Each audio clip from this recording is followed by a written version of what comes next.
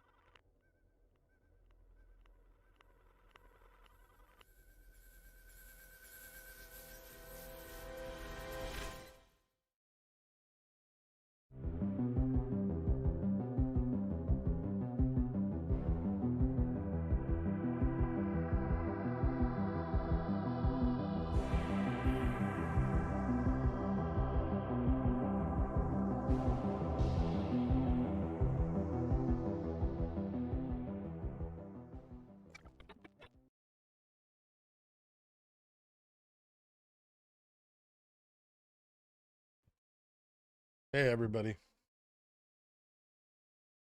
How are we doing?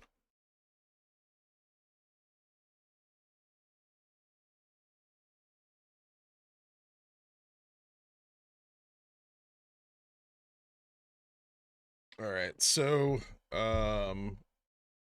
let's see. Today, I think we're going to be discussing mostly Upstart and GME, kind of go over some of the new developments over this last week, maybe a little bit more in depth and answer some questions on them.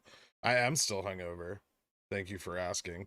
I had to walk home from like East Harlem last night because I couldn't get an Uber or a cab.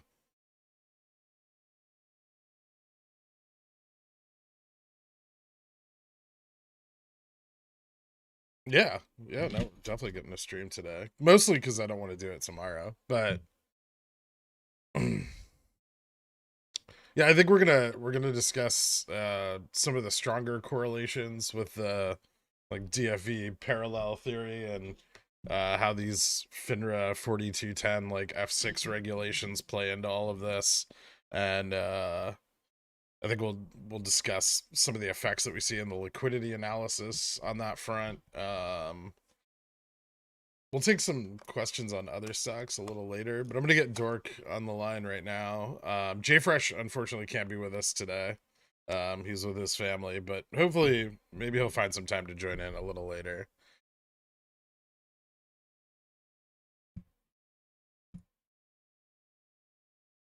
All right. You there, Dork? What's up? What's up, dude? How you doing? I'm doing all right. Yeah. I'm extremely hungover from New Year's. Oh yeah. I didn't get home till like 6 a.m. Jeez. I'm pretty sure I fell asleep. My girlfriend and I fell asleep at like 11:45, and then we woke up at like 12:09. Like, oh, we missed New Year's, and then went to bed. Nice. Yeah, it was a good time. All right. So where should we start? I kind of want to start with the ACWI thing and Upstart. Yeah. That was really interesting. So, for those of you guys who aren't aware, Carl was pulling up the ETF FTDs from the last reporting period, I believe, which we just got on Friday. And there was something kind of interesting in Upstart has for November 30th and 18th, Upstart has, I believe it was 3 and 5 million, correct? Hold on, let me just double check and make sure I'm right on that. Yeah, so 3.05 million and 5.39 million fails on its ETFs during this period. And so Carl was kind of looking, and because obviously this is extremely high, and he found out that ACWI,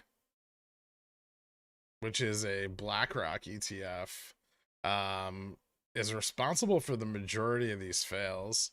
And what's really interesting about this is those fails begin 4 days after reg show inclusion on its last reg show inclusion and finalize the day before it's removed from reg show. So we get 5 million fails on the day before it comes off reg show. And then as they start clearing FTDs, we see 3 million fails. This is a inordinate number of fails, given that, you know, the ETF only has 20,000 shares of Upstart in it, and may not even have Upstart in it anymore, based on the most recent reports. So yeah, I guess we could start with that. Yeah. What are your thoughts here? Because this is a lot to pack into one fucking ETF. Yeah.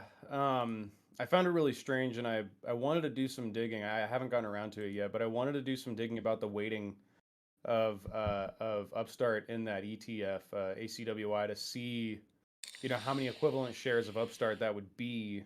Because depending on how many it is, you know, it could be super significant. And also, you know, there's some other things to consider too, because that's just the fails, right? Yeah, that's just the And fails. so yeah, so that it makes you wonder sort of what kind of stuff was happening behind the scenes to generate those fails. The fails themselves are very indicative of something, but there, you know, there's something going on underneath the surface with respect to creation redemption, possibly, that led to all these fails, you know, on an ETF. Well, what I think is most interesting is during that period we see a significant shift in the liquidity of uh of these ETFs, right? From November 18th on, very specifically on Upstart here, we start to see Upstart become extraordinarily illiquid after this point. Which would mean, generally speaking, it would be very hard to get it off of reg show. Right, I mean, these illiquidity levels we haven't seen since what, July of last year we were discussing. Yeah. And they also hit IWR right around the same time, which is an ETF they've really not had, that really hasn't had a strong correlation with Upstart in the past. It is one of the larger ETFs that Upstart is in, but significantly smaller than bots. And what's weird about Upstart is it doesn't have a lot of, available liquidity in secondary markets, right? So like, you know, you look at GME and it's in what, 87 ETFs right now, I think, or something like that. And So Upstart's in almost as many, but GME has, you know, like 40 million shares in ETFs, and Upstart has, you know, like 1.1 million. So it's a yeah, significant difference in the amount of available liquidity. right. And so I was, you know, and you know, the low liquidity doesn't just mean that the liquidity is gone. It means that it's being used.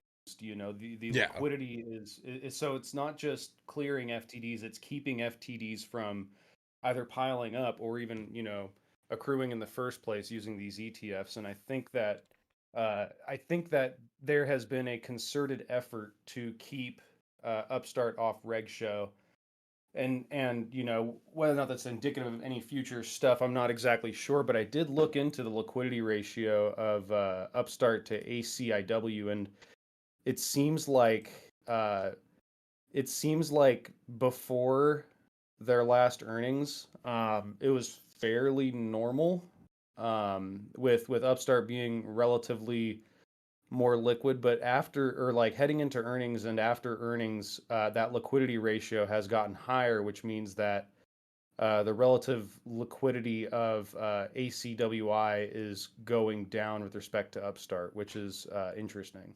So this kind of plays into what we'll probably be talking about more today, which is that deferral process and how it very specifically impacts. Now, remember, November 18th was the first day of potential deferrals for the Thanksgiving period. Um, if there was any large, and that coincides with somewhat with their earnings as well, but if there was any large purchase, say a share buyback by the company, I think that we may see, and that may be why we went back on Reg Show, was that the company did a large share buyback post earnings, or a large portion of their share buyback post earnings, and that's why we, went from like $13 back up to, what was it, like 23. I have it here actually. Yeah, like back up to $23, and then immediately kicked back on the Reg Show, right? Now remember, I was discussing with like the DFV parallel with GME how I think that they may have taken Ryan Cohen's initial buy-in in August, and possibly his buy-in in December as well, and satisfied that purchase with creation, right? And so if they do that, they need to get those, shares from somewhere. If they're not going to hit the lit exchange, if they're going to try to internalize these massive orders, and then the effect of that is going to be seen in the liquidity almost immediately, right? And until there's a resolution of that, and that order, however large it may be, prints to the tape, you're gonna persist in this like very illiquid environment. Right. And I mean, you know, a distinction has to be made. We're kind of speculating about a share buyback, as likely as it is, you know, we're speculating about it. But Yeah, all we can really say is that liquidity is down and it's being used for something, you know. But it is indicative that there was some sort of large demand for liquidity that hasn't quite been equalized across the secondary markets, which is definitely interesting. It does mean that they're utilizing the alternative pools of liquidity, to do something. And heavily. whether or not it's to, I mean, it's being used to short, obviously, and being Yeah, used in high frequency trading. But beyond that, I mean, it's more than normal. So it's certainly yeah, I would say interesting. significantly. Yeah, it's certainly very interesting. And I think that it would be a share buyback that would do something like this. I'm not exactly sure, you know, like sentiment around the stock is slightly improving, so it could be just people buying the stock. But Well, we see. you know, Well. Here's why I don't. Here's one of the reasons I don't think it's a share buyback and it's more institutional buying, is that we see liquidity on Upstart specifically go up or normalize through the earnings period and post earnings period, right? Which would indicate that we're seeing institutions buy in long and lend shares.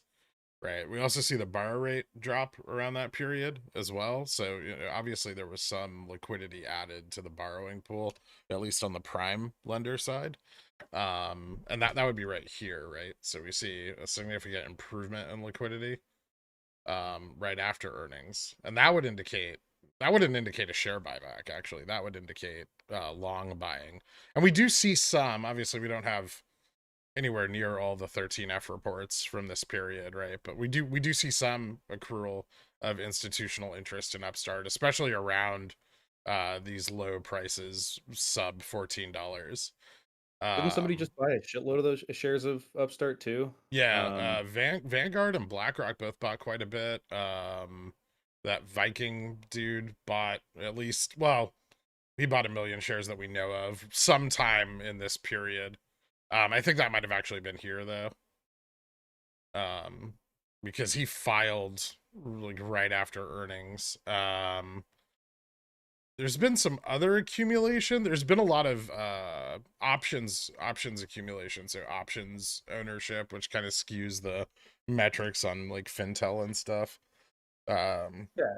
And options, interest could also indicate people who want to take positions but don't want to file right away necessarily, right? yeah, yeah, it could be in the money call options. Although we don't see a lot of those trading. Most of the positioning we've seen over the last 2-3 weeks on Upstart now has been those like high volatility sensitive positionings, like those in the money straddles and the diagonal spreads.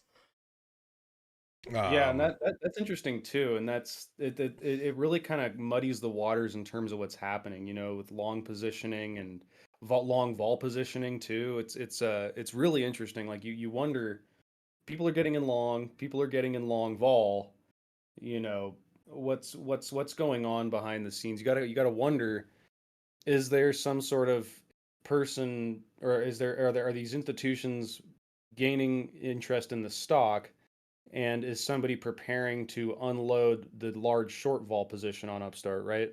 yeah, I I mean, it I makes sense. I agree. Although technically, I guess more so in indices, but being long in equity is technically being short volatility, right? Right. But maybe that's what we're seeing, is we're seeing a long vol hedge against the short volatility position entry. So they're going long the underlying, hedging long volatility, because they expect that their long positioning is going to trigger some sort of volatility event. Right. And it would allow them to proportionally enter into more of a long position that they want to. Yeah. Don't forget that, when we're discussing Upstart, this is more for everyone else. I know you're aware of a lot of these things, but there's institutions that are in this stock at cost basis is significantly above the current price. And they've averaged down and haven't sold a very significant amount of their positions. But you have BlackRock and Vanguard are both sitting on cost bases of like 80 to 100 and what, $23 a share. So I don't think there's any concern on long institutions parts about the current share price of the stock. Now in a liquid credit environment where it's easy to package and sell large numbers of loans, Upstart is extremely profitable. um maybe the most profitable company in their sector, significantly more profitable than Experian or TransUnion, with way less overhead. Obviously they're not exposed to the same amount of loan volume that Experian and TransUnion are, but they're expanding that. And so this, to me, it looks very much like a position where the longs are not particularly concerned about the current short positioning, and Yeah. maybe are just using it to their advantage to get more of the company, Yeah. especially at Well, I these mean, prices. they're lending out their shares, for sure, and they're making their money that way. They've probably been shorting along the way to hedge their downside, all these fun things. So the cost basis can be skewed in that sense. And when you do consider the macro sort of environment that we're in right now, it does look like we're heading into a point where the Fed can't lower interest rates much below 4.5% or 4%, and it's and credit spreads are going to tighten, and the loan market, the debt market is going to get more liquid. It's just a matter of when, and I think that when that happens and people do start taking out loans again and capitulating to the higher interest rates, a company that can provide, that competitive edge will be super profitable. And I think the institutions see this as well, Yeah, but it's mostly been hedging. I think that it's just mostly been positional hedging by these guys to make sure that, yeah, they have $100 cost basis on paper. However, when you consider, yeah, as the price has gone down, maybe they've been buying puts, they've been loaning out their shares and all these things. It probably is closer to, the $50 to $40 range, and they're probably perfectly happy with that because this is, it could be a very valuable company in the next few years. yeah, I agree. Also, on another note on that front, did you see the short interest report for Upstart. Upstart's short actual short reported at Nasdaq short interest is up 2.3 million shares from the day it was removed from Reg Show till now. So from Oh man, 11:30 till that's the a good opium. I love it. 12:15. Yeah, now sold almost 38.92% short. Yeah, that I mean, the high short interest, right? That means You 2 want, million shares somewhere between, $20 and our current price have been sold short. yeah, and and this kind of all comes back to it too. The high short interest could be positional shorting, long equity, and and you either the short interest is made through the market maker with puts because they don't have the liquidity, just sell shares, Yeah. but there's also, I think, a constituency that is genuinely short Upstart and expecting it to go BK. Hmm. Interesting. There's got I to be. I don't see a valid thesis for a bankruptcy on Upstart in the next 2 to 3 years. But I do think there is some amount of short interest, although maybe not a lot that hasn't averaged down, but some amount of short interest still in these higher prices, right? And they're very Yeah, it's stable, right? Like they don't need to move. But at this point in time, Upstart was only about 20% short. Now it's 38%. So that means we have almost half of the short position is, between 50 and the current price at, like 12ish. And so we the know short we know thesis. about 8% of that is in the last month. So the short thesis that I've been kind of working on is it sort of hinges on what we've been seeing on Upstart, which has been sort of clumsy sort of behavior compared to the more elaborate stuff happening on GME and AMC and those. And I think that the short thesis is very simple and it's not necessarily just Upstart. It is the idea that companies that went public, post pandemic are sort of implicitly doomed to fail simply because they were created from, free debt and they perhaps are reliant on that sort of a market structure. It's very clumsy and I don't think that it's, necessarily well thought out, but I well, think there's a lot of examples of that, right? Like you oh have yeah, you have DoorDash, you have Affirm, you have Carvana, Teladoc. What's that? Carvana. Carvana, yeah. Carvana very much reliant on all that free debt, right? And also reliant on extremely liquid auto loan market, which is gone now. um which means they have to downprice inventory in order to generate demand. But I mean, that's kind of the flow of credit markets and interest rates, right? Is that, interest rates go up and then the things you buy with them go down in price. And then eventually an equilibrium is found. Exactly, but I just think I think it's a short position by some short institutions that are sort of just diversifying their shorts across all the sort of recent IPOs and sort of at this point getting their ducks in a row. And it's not very often that a security will reach its mechanical limits of liquidity, and I think it sort of caught them off guard, and now it's sort of they're playing catch up. I don't know if it's damage control at this point necessarily, but it certainly is catch up to make sure that they don't have some sort of regulatory liquidity event happen again. And Reg Show, I think, presented a huge risk to them that they needed to resolve. And now we're seeing the after effects, with ETFs suffering these high FTD counts, and the stock itself, I mean, it is going down, but it's slowly stagnating. It's really interesting. Well, I mean, they're definitely juggling failures on Upstart still. If you look at Atomic's last report, which should be available in all the Discord channels for you guys. But if you look at the last, Excel sheet he did for the FTDs on Upstart, about every 5 days, which is, our cyclical ETF period, we're seeing, fails greater than 0.05% of the shares outstanding for Upstart. And then they hammer them back down, and then they have a big fail dump again, and they hammer them back down. And so they're really right on the verge of ending up back on Reg Show. We're probably not far off from it. We just need those 5 consecutive days, and if we're not getting them right now, we're probably going to see them as soon as there's any notable pressure on the stock, and whether that be from short volatility positions, rolling their position forward and covering through those ETFs, or more shorts just coming in because the price is cheap.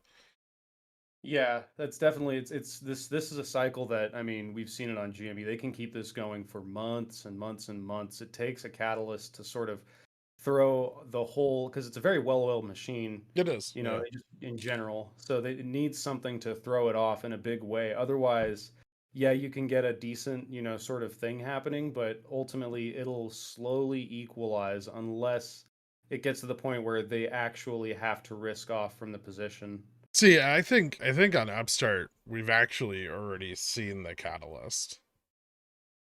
It's not realized in the stock price yet, but from, I don't know if you're probably looking at the same thing I am, but I know there's a little delay on the stream. Actually, you know what I'll do? I'll share my screen with you so you can see what I'm looking at in real time. Appreciate it. Yep. So there we go. So I think our catalyst on an Upstart has already occurred from this point on. So from November 18th, not only those significant ETF FTDs, right? But and then again on the 30th, obviously. But I think wherever the catalyst is going to be realized, the buy-in here through the earnings period is already being delayed, right? And I don't think we've seen the realized effect of this on the price of the stock yet. Yeah, this is definitely These this is levels are definitely historic, like near historic lows. If we go back in time, you'll see that liquidity like in Upstart was lower here, but it really wasn't, because this was long before any share buyback was affected, right? We didn't really see shares being bought back until here, and so you know this older liquidity during the IPO period is not really relevant to the current liquidity of Upstart. And based on the current liquidity of Upstart, this is about the most illiquid we've been all year, by a significant amount. yeah. And I think that this might be, is some this definitely looks like it's consistent. It's not renormalizing.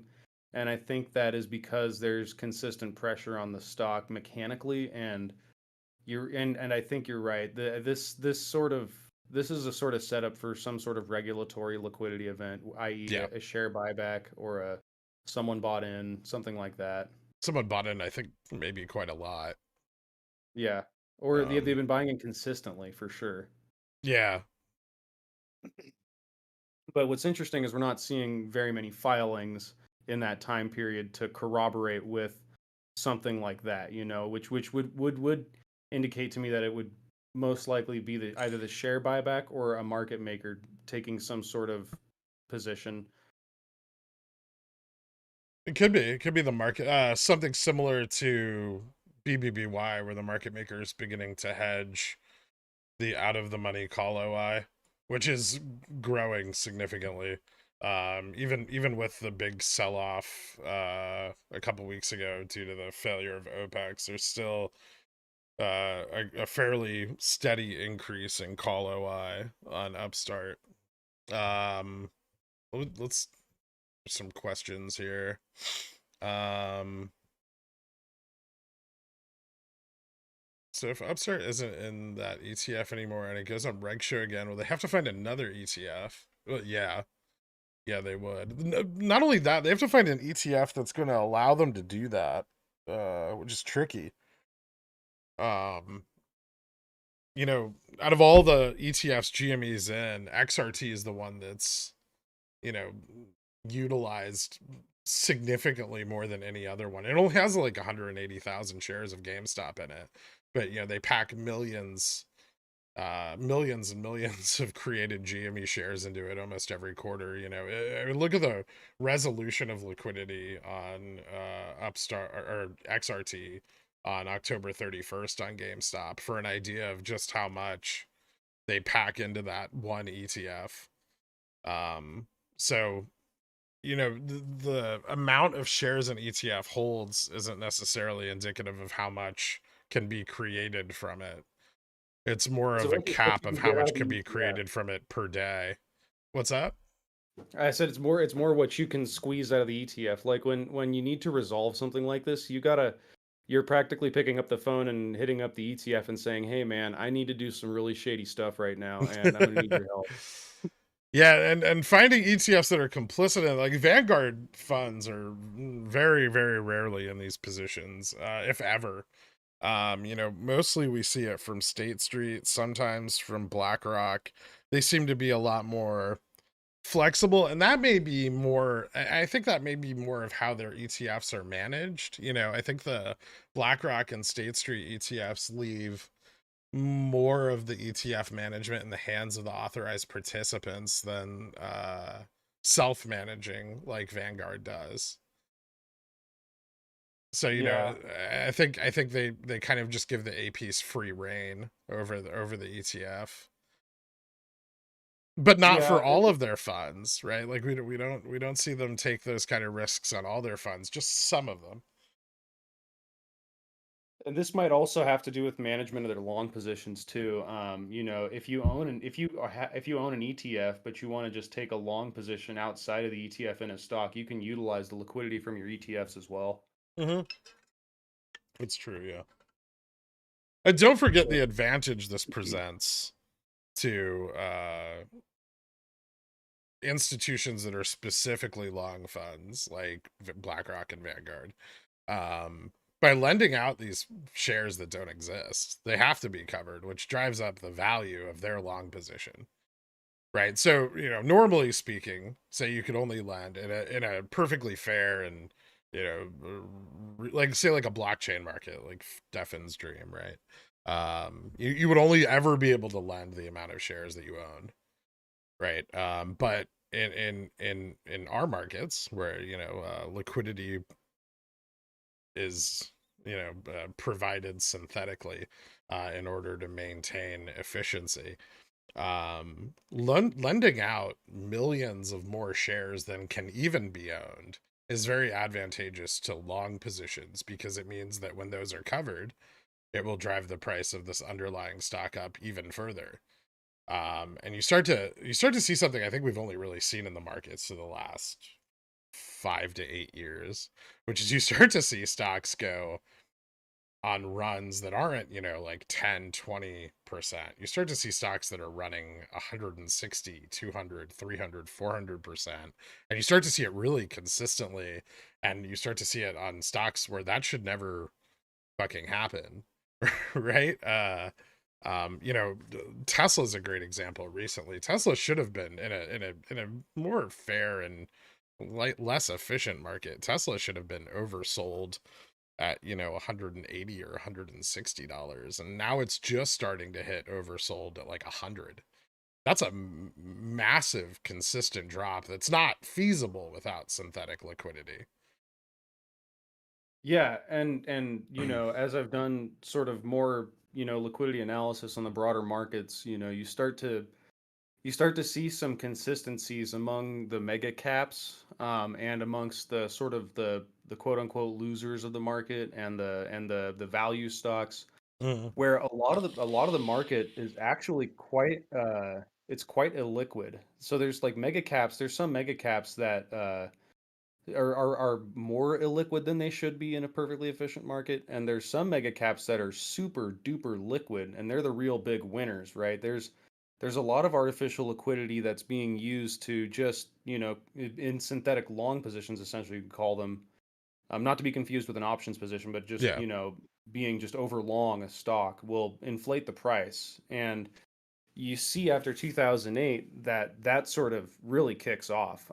There's a lot of people utilizing, I think, ETFs, Hmm. but utilizing streams of liquidity that amplify their leverage, getting into long positions that, should theoretically not be possible, and leading to price changes that, are not necessarily they're not normal for how much volume the security has. Yeah. And or you'll see, or you'll see swings on a stock that, should have been produced by much more volume than was actually used. Those are the two sort of things you see. And Here's a great example of that.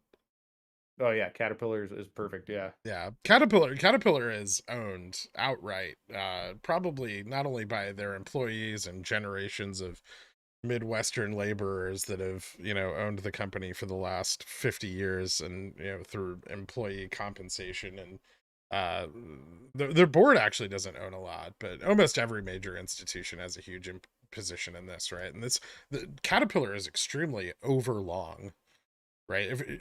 Like the free float of Caterpillar, I believe is it's like 519 million shares, but there's probably closer to about 3 billion shares of Caterpillar owned worldwide, right? And so you end up with something that's once it starts running, the price improvement is extremely drastic. And then in order to get the price of it down, obviously, like, a lot of synthetic liquidity is necessary to drive it down substantially.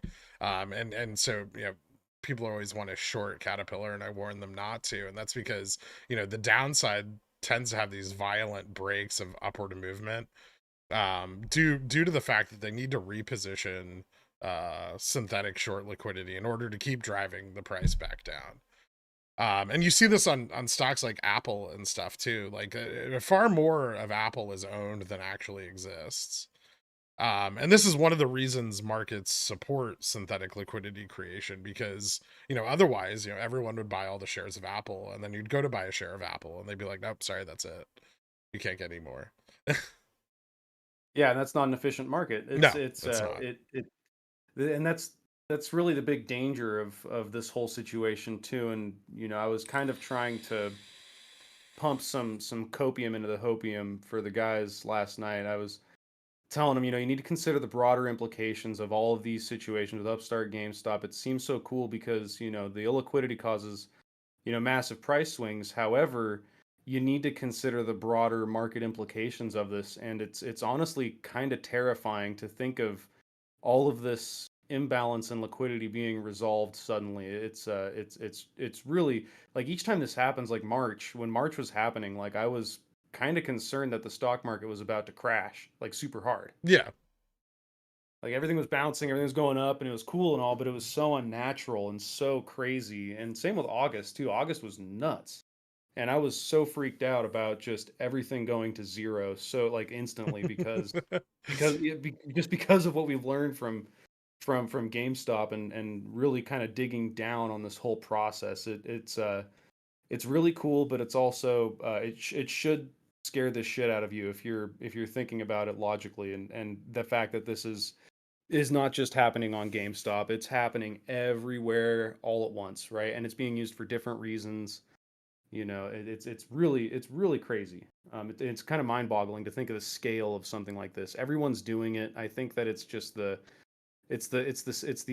secret that everyone knows, but they're not going to say it out loud, sort of thing. Yeah, I agree. I mean, I don't think our market can function in its current state without it, honestly. I Yeah. think that's why we Yeah, see so little regulation addressing it. I'm sure that SEC and the Fed are well aware. And honestly, like, it'll never break down, most likely.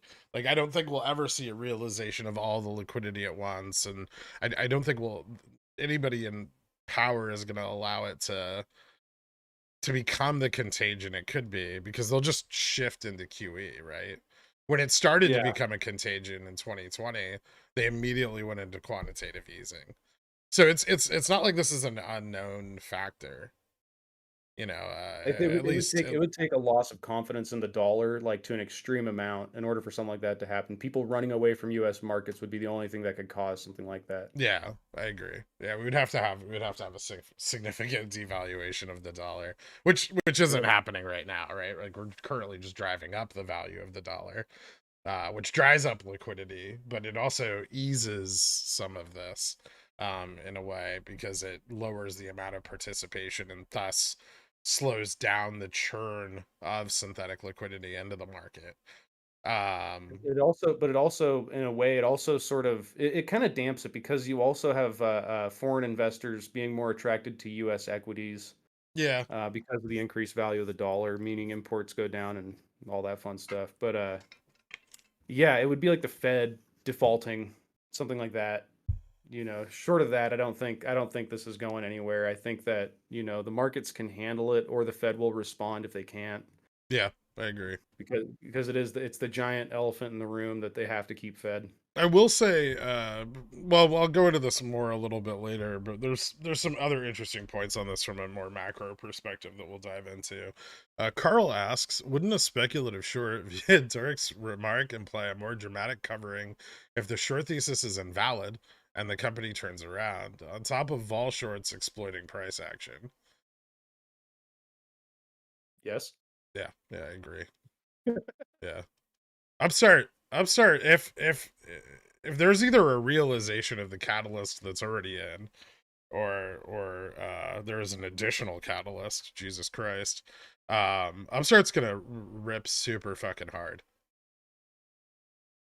Yeah, I Yeah. mean, well, a question like that amounts to, if you have a bunch of future buyers and you put a bunch of future buyers in a room together and force them all to buy, is the price going to go up a bunch? Yes. Yeah. Upstart earnings is T plus 2 Feb OPEX on Feb 21. Awesome.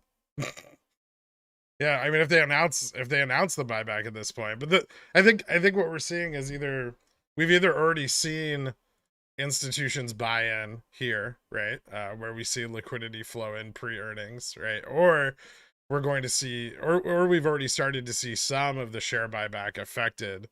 Now the share buyback would be a driver of illiquidity because those shares are removed from the float and destroyed, right? But institutional buying would drive liquidity up. So if we saw institutional buying, we likely saw it during these periods where liquidity starts to normalize, right? Because they immediately go and lend their shares, which improves the secondary market liquidity. A share buyback, on the other hand, would do something like this. It would dry up all the liquidity. A And, lack of and resolution too, yeah. yeah. And then the lack of resolution of that liquidity is even more indicative. Yeah, I agree. It looks like in the small troughs too. I mean, it seems like there's some long positioning happening on this, and it's pretty exciting. I'm kind of bullish on this stock now long term. The more I think about it, the more I think they have a pretty solid business plan moving into a post uh, a post low interest rate environment where people don't necessarily want to use standard analytics to give people money anymore. They got to be more careful, and it's a way of tightening without having to actually tighten, right? Yeah. And it allows them more subprime lending, which is something traditionally very illiquid in times of economic recession. Let's just call it what it is. So I think banks are going to flock to any risk management tool that allows them to continue to lend uh subprime loans in an environment where they traditionally would not be able to. I think that'll be very attractive to them, especially with the high interest rates, meaning that those assets will be more profitable. Now, don't get me wrong, in 10 years, uh, we may look back on this and go, wow, they really shouldn't have fucking loaned out all those loans to people who couldn't pay them. But right now, that's a different story. And that's also not Upstart's problem. They're just an intermediary. Yep, that's true. Yeah. Although they have had to take some of their loan balance on their books due to the like we discussed, the illiquidity in the credit market, but they'll shed those loans as soon as they can, which will also improve their book value significantly. Right now, I mean, if Upstart wasn't carrying that loan debt, their book value would be significantly higher than their trading price. Like Upstart's book value should be around about $18, like where roughly where my cost basis is. So buying it at these prices is insane.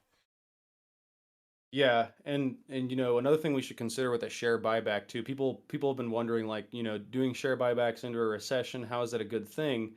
One thing you know I Wait, are thought people was actually saying that?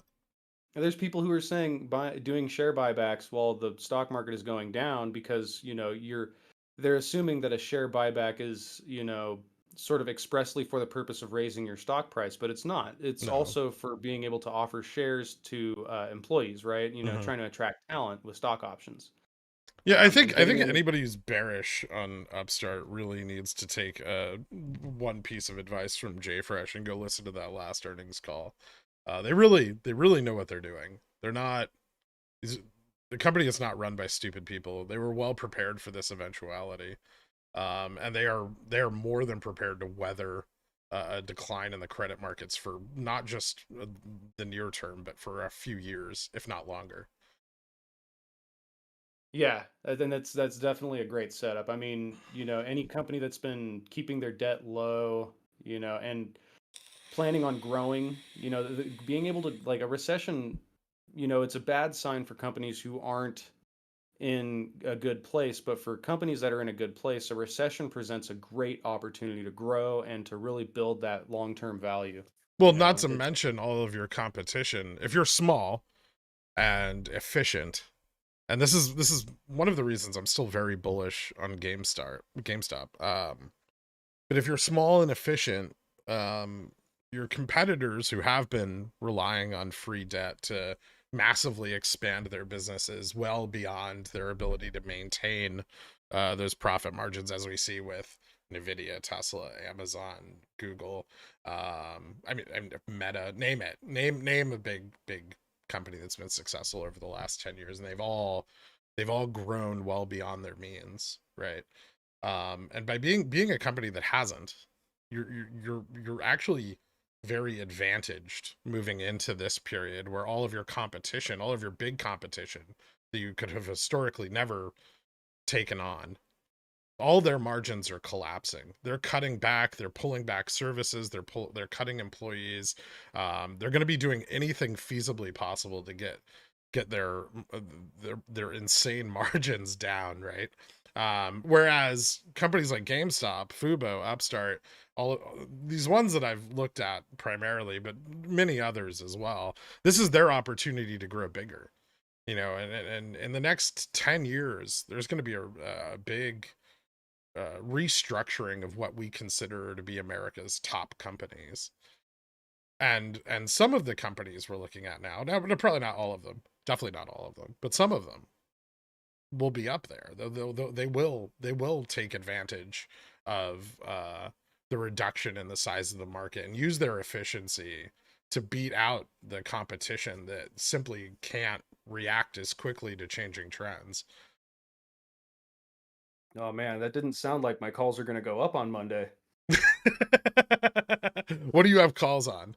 Um, What if don't I it's have calls on? SPX, you're probably okay.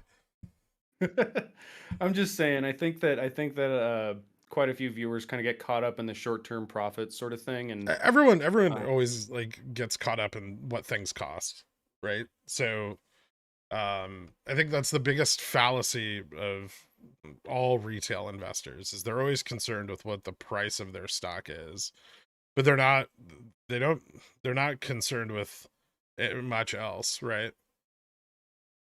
yeah, Like and Upstart is easily like an 18 plus dollar company. Right now it's $13. And if you're bullish on it, that's an advantage.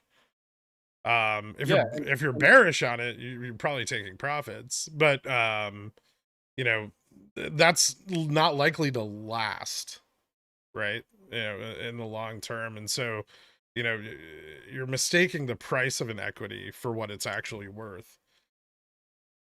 yeah, and it also, your time horizons can get skewed just by near-term stuff, and Oh yeah. it's fun to discuss, liquidity events on Upstart because of a share buyback, and having your calls print like crazy, but you know with investing especially, I mean, have some windows, right? Because just planning your life 6 months at a time in the stock market, you're going to lose money, pretty much guaranteed, just because you're not setting yourself up for what will reach its fair valuation or, get higher in value, perhaps 5, 10 years down the road.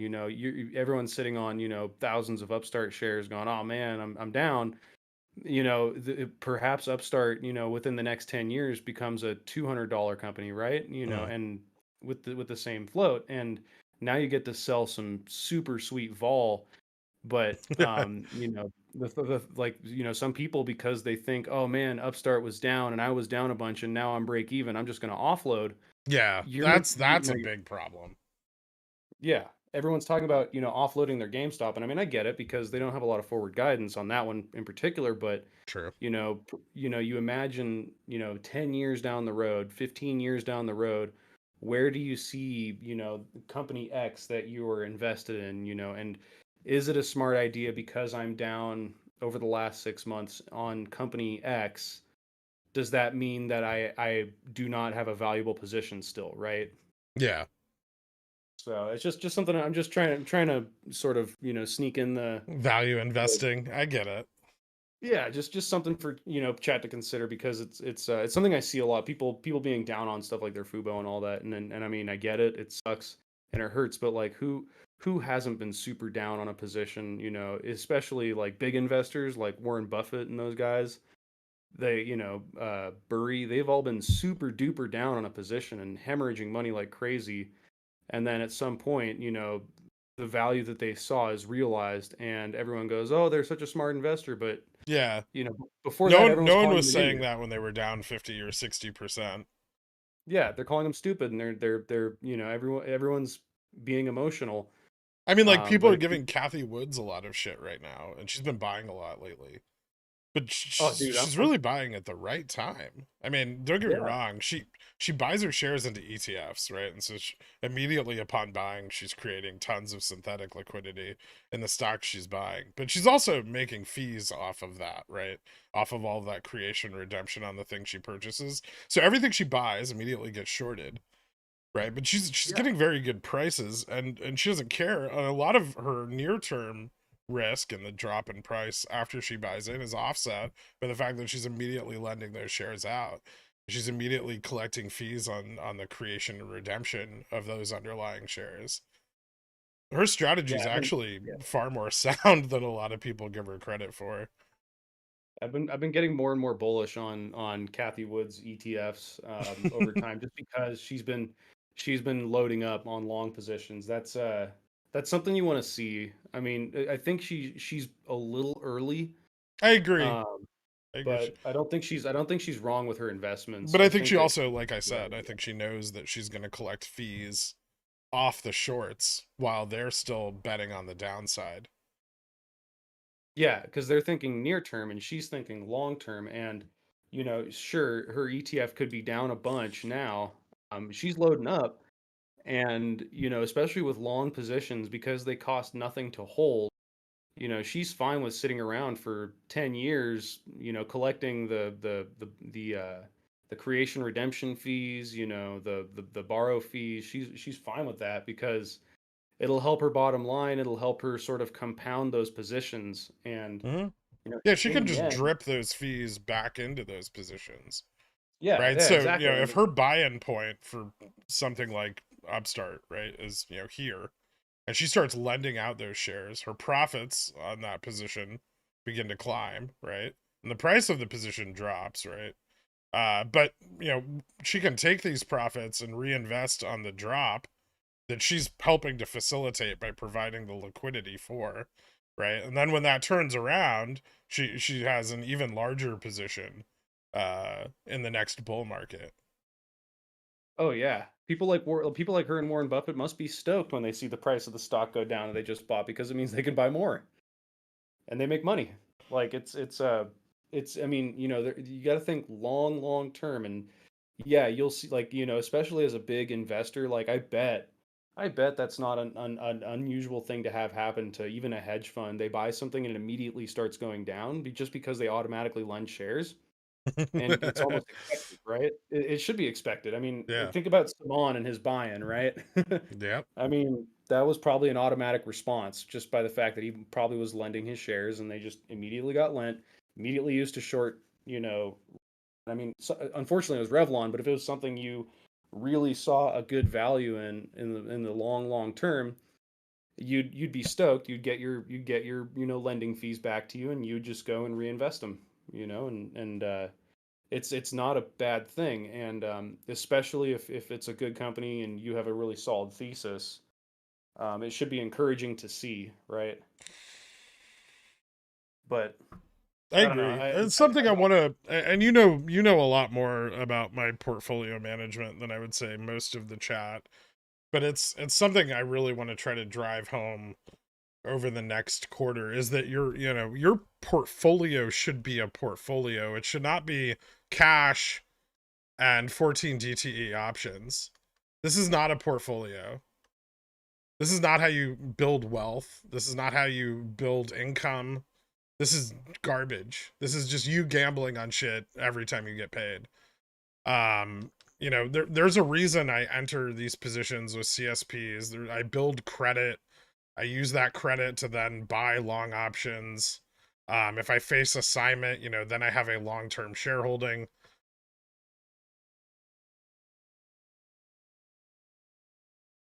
I'm letting the market work for me, right? Um, I have a significant amount of Upstart shares at this point, but my calls got burnt the same as everyone else's, except the difference is I didn't pay for them. And that's I'm not trying to attack anyone, but it's important to learn how to build up your portfolio with CSPs and long-term ownership and get to a point where your covered calls and your dividends, right, the yields from your investments are then the thing paying forward your more risky capital allocations. Yeah, it's. I think that this gets overlooked a lot. Is the fact that, yeah, you don't really pay for much. It's pretty surprising. How many free options you get, and I don't like people don't realize that. I think, like, your GME options essentially paid for, and you are taking kind of a risk with the GME options, in my opinion, because you're using money that you haven't quite made with CCs yet on those. Yeah. But I mean, you have other stuff you can make it up with. It's the thing is, you've diversified your portfolio enough that you could make it up somewhere else. If I did take a hit this time around. Yeah, But well, just there's just because I more. haven't sold covered calls, like I can't sell them with GME as illiquid as it is now. The risk is too high. But the time will come when I can, right? And then I'll make back that loss. Yeah, and if not, you just, if the price goes too low, you just, like you said, CSPs, things like that. I mean, you're positioned in a way that you can recoup those losses, whereas someone who just has, some long and short options and they get burned, that money's just gone. Bye bye. There's Yeah. no opportunity to get it back, and except for another risky play, if or you have to build up your wealth and get it back that way, the old boring way. But I mean, we're a year into this, right? And we've had some successful OPEXs. Some people have had more successful OPEXs than unsuccessful ones. Some people have only had unsuccessful ones, and none of this is, interestingly enough, tied to what the stock actually does. It's more tied to how people manage their positions when the stock runs. People lose faith in it, and they bail too early. Then they end up chasing and they end up still not making any money. We saw a ton of that in March. We saw people chase in May, but then they didn't capitalize on the upside by selling covered calls. And there's a lot of impatience, and then these short volatility positions are particularly effective at creating that sentiment, especially in large groups of investors, that it's over, right? It's dead. Nothing's ever going to happen again. Well, it's either over or it's diamond hands to the moon. Yeah, right. And as we know, neither of those perspectives are really correct. And you know, uh, there's less risky ways of approaching all of these stocks. You can wait for you need patience, but you can wait for these bottoms to be in, and you can massively capitalize on in the money CSPs. You can wait for a run to happen without betting on the run happening and trying to time it, right? And then simply capitalize on the explosion in price after it's already happened, because there are some things that we do know definitively, like when GameStop's price goes up 160%, IV goes to 200%, it's only going to go one way from that point on. It may take a couple days, but it's going to go down. GameStop is simply And not worth that much money, right? um yeah, and there's opportunities to capitalize at every step of this, and everyone's going to pick and choose their own. But remember, just going long and attempting to time it with no other plan is very risky, and watching people, consistently lose money over these periods is tough, and I lose money on them sometimes too. It's none of us are immune to it.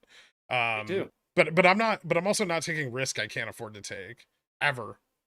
I know sometimes I'm like a bit of a degen, but I'm really not. Like, my Yeah, definition of degeneracy is way different than a lot of the people that kind of follow along with this. And I really want to spend at least the first couple quarters of this year, because I think it'll be really important as we move into a pullback in Fed rates and into the next bear market, or bullish market, or slight turnaround, as we start to see, value stocks begin to expand into the latter half of the year, and manufacturing production pick up, and we start to get a hot commodities market, which is extremely profitable if you're very good at managing risk. So I'm hoping in the next 6 months we can really drive home risk management and get people to a point where they stop fucking losing money. I mean, ultimately, it's the stream will probably get more boring as we get into, this sorts of thing. Like, I mean, so big port, small port difference. You and I, like, let's just use us as a comparison. So you got a big port, I got a small port. Our portfolios are going to be super different. I have a few dividend stocks, but like it's not a ton, and I just let the cash kind of pile up because it's not enough to reinvest into even one more share.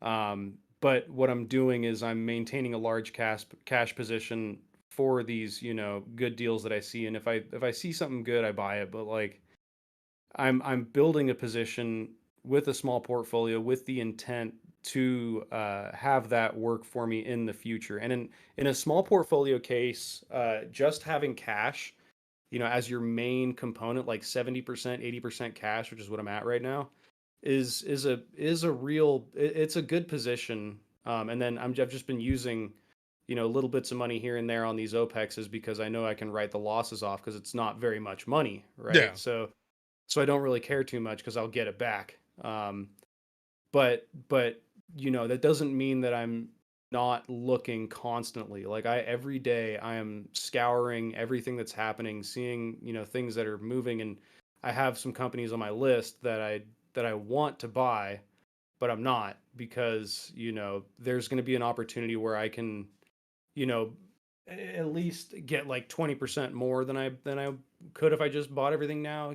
So I guess what I'm getting at is the speed of positioning, right? The way that the money grows, and the way it scales. The way it scales is similar, but there you can't be constantly taking risks with a small portfolio. And I've been trying to make sure that what I do lose on OPEX is within my what I can write off on my taxes, right? So Yeah. there's everyone's position is individual. It's completely unique to you. It's like your fingerprint, and not seriously considering your risk and whether or not you're gonna get the money back somehow. Like he's getting it back through CCs, I'm getting it back through tax arbitrage. Like you have to consider that, and you have to be, really on top of it, because real losses that, are like losses are real, like realized losses are bad. You should always Oh yeah. have an avenue to sort of dig out of that, any way possible, and a real one too, not a oh, it's the stock's gonna, I was wrong by a week, I'm gonna buy more calls next week and it's gonna go up and then I'll make the money back. It has Yeah, there has throwing to be good a money after realistic bad's avenue. never a good idea. I know quite a bit about your portfolio management too, and I don't disagree. I do think that you are kind of on the far side of the spectrum. You're extremely risk averse. but it does benefit a small account in some ways, but at some point you have to it's ironic that the smaller your account, the better you have to be at trading or growing capital, right? Don't think of let's try not to think of trading as gambling for a minute. If you really think about it, all investing is gambling. Um, you could buy the best company in the world and they could fail the next year. Look at Tesla. Um, but learning to grow capital while not losing money is very hard. It's a skill that only some of the best traders have. And it's honestly the what you need to grow smaller portfolios. You need to understand where you can make money without taking a lot of capital risk, and you need to maximize taking advantage of those opportunities while they exist. Oh yeah, You I completely simply do agree. not have the weight of capital to become like Warren Buffett in your lifetime, right? So at some point you need to grow your capital, and that's where trading comes in. And learning to set, you know, tight risk and stop limits and not chase positions and not throw good money after bad, averaging down. These are things that you can do when you have a lot of capital, and you can Yeah. take more risk. But when you have very little capital, even if you're doing something as simple as selling 10% out of the money CSPs on Apple, right, every week, making $5, it might not seem like much, but that's a yield, that's growth, and it's weekly growth, and that compounds, right? And in a few months maybe you can sell two, right? And then you can start selling more and more of them, and you're still taking that very low amount of risk. You have tight stops, you're buying back if it moves against you, which sets you back in time a little bit, but you can continue forward, right? And building up positions like that over time, you get more and more of them, and then your money starts working for you more and more, right? Yeah. And then you have risk capital, like higher risk capital. Then you can allocate, once you start to get some momentum behind the rest of your fucking portfolio, then you can allocate 10-20% to like higher risk trading, directional, or directional trading. Right. And also, I mean, with smaller ports too, like it's important to also consider your liquidity as well, like of your actual portfolio. You don't want to be having to take a GFV because you just entered a position and it's starting to get blown up, something like that. Yeah, So yeah. it's a there's And then quite a few. also, take the assets you have and have them working for you constantly. People are, some of you guys have like 100 shares of GameStop, and you're like, what if I get assigned below my cost basis? Sell a fucking CSP right away, right? It doesn't matter. You just want that money coming in. Don't stop the money coming in. If you have more shares and it starts to become a risk, and you have to, but if you're sitting on 100 shares, capitalize on that volatility while it's here. It won't be there forever. You know Yeah. you can get assigned at 25 with a $30 cost basis and sell CCs at 24 until you pick up more shares, right? And then do it all over again, and over time you'll arbitrate that loss that you initially took getting assigned below your cost basis, right? Because the value of the volatility is significantly more than the value of the share price. Yeah, absolutely. And once again, do your DD, know your stocks, know your positions, know your holdings, know what they do. I mean, if you're going to buy 100 shares of Tesla, why? What's the advantages it's going to give you? I mean, one, maybe Tesla stock go up, yay, but like there's a lot of other things to consider about whether or not what you're buying or selling, is going to cost you the opportunity to grow that money somewhere else or Yeah, there. yeah, think of the positions that will yield less risk, right? Or you can capture yields on lower risk. Like, let's look at Tesla. Tesla's a good example of this over the last couple of weeks. Tesla's just nosediving, right? You could have sold CSPs during this period, right? Out of the money, like far out of the money, like down here at like $90, right? Or even 100. 100 is a great resistance, you Yeah, know? right. And 100's a little risky because price approached it, right? So near 100, I probably would have sold like 90s, but this is Yeah. like an extremely low risk. You can sell like 5 DTE or 14 DTE, right? You're out of the money, you're collecting premiums, your chance of assignment is almost nil, right? And you're just capitalizing on the price just trading flat or turning around a little bit, but you're not taking a lot of risk. You're not going to buy the shares, and obviously this far out of the money, you're not collecting top-notch premiums, but you're collecting something, right? You're collecting something and you're risking very little. And that's those are the opportunities you need to seek out when you have a small portfolio. Yeah, I mean, even what you can do is you can even do some analysis on the earnings multiples, right? If you wanted to possibly make your money work for you like long term, you could look at earnings multiples and use those to create, these short positions, at prices that you think that if it hit this, it would be at a fair multiple and would probably not go any lower.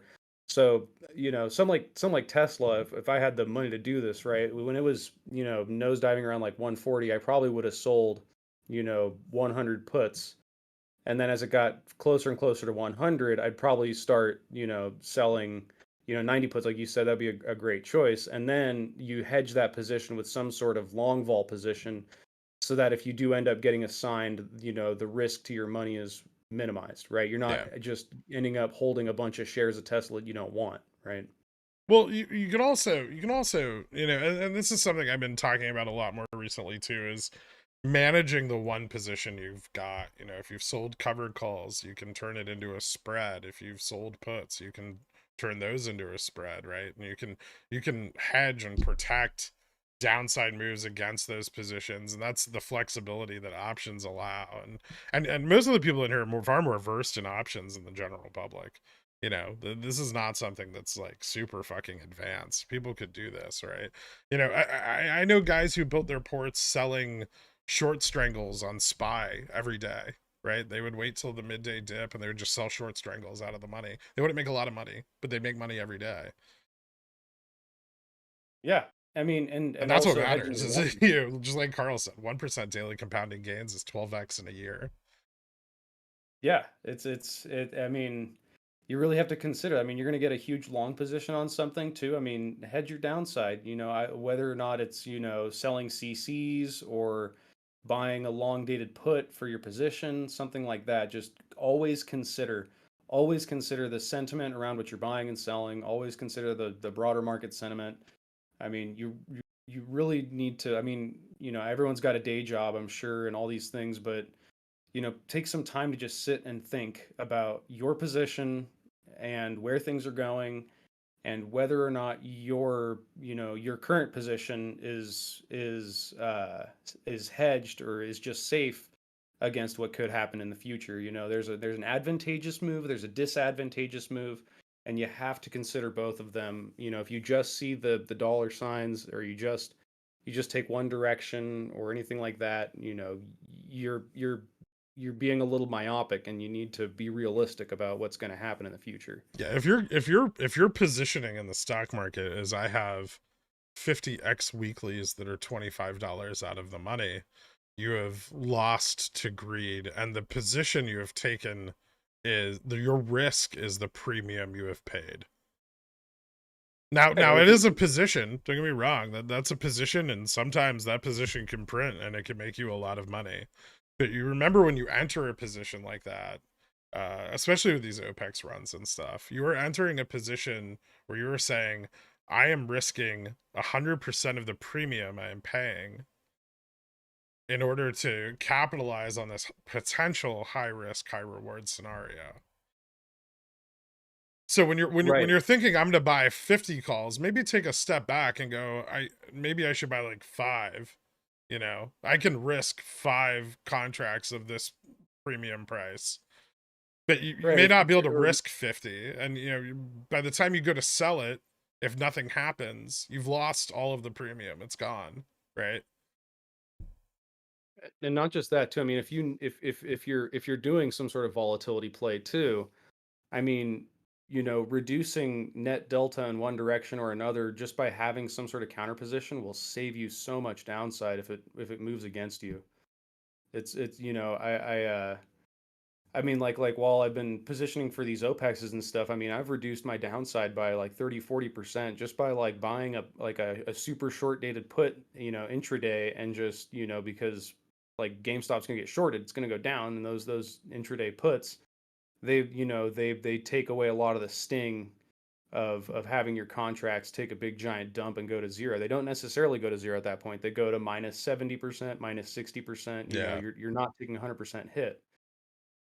So, and I mean, it sucks because, when something moves against you, it also limits your upside. But at least with OPEX, it's kind of a moot point because, if it goes up 100%, then that put, is largely offset by the gains. But with other, swing trades and things like that, these downside hedges really do pay for themselves.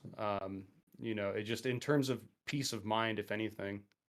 Yeah, I mean, that's like something I've been focusing on a lot with SPX straddles as well. Is, if you can manage a straddle well and profitably, you can start to manage more advanced positions.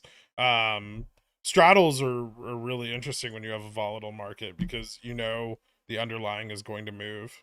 You don't need to bet on a direction until one is confirmed. Then you can learn to take additional steps from that starting point.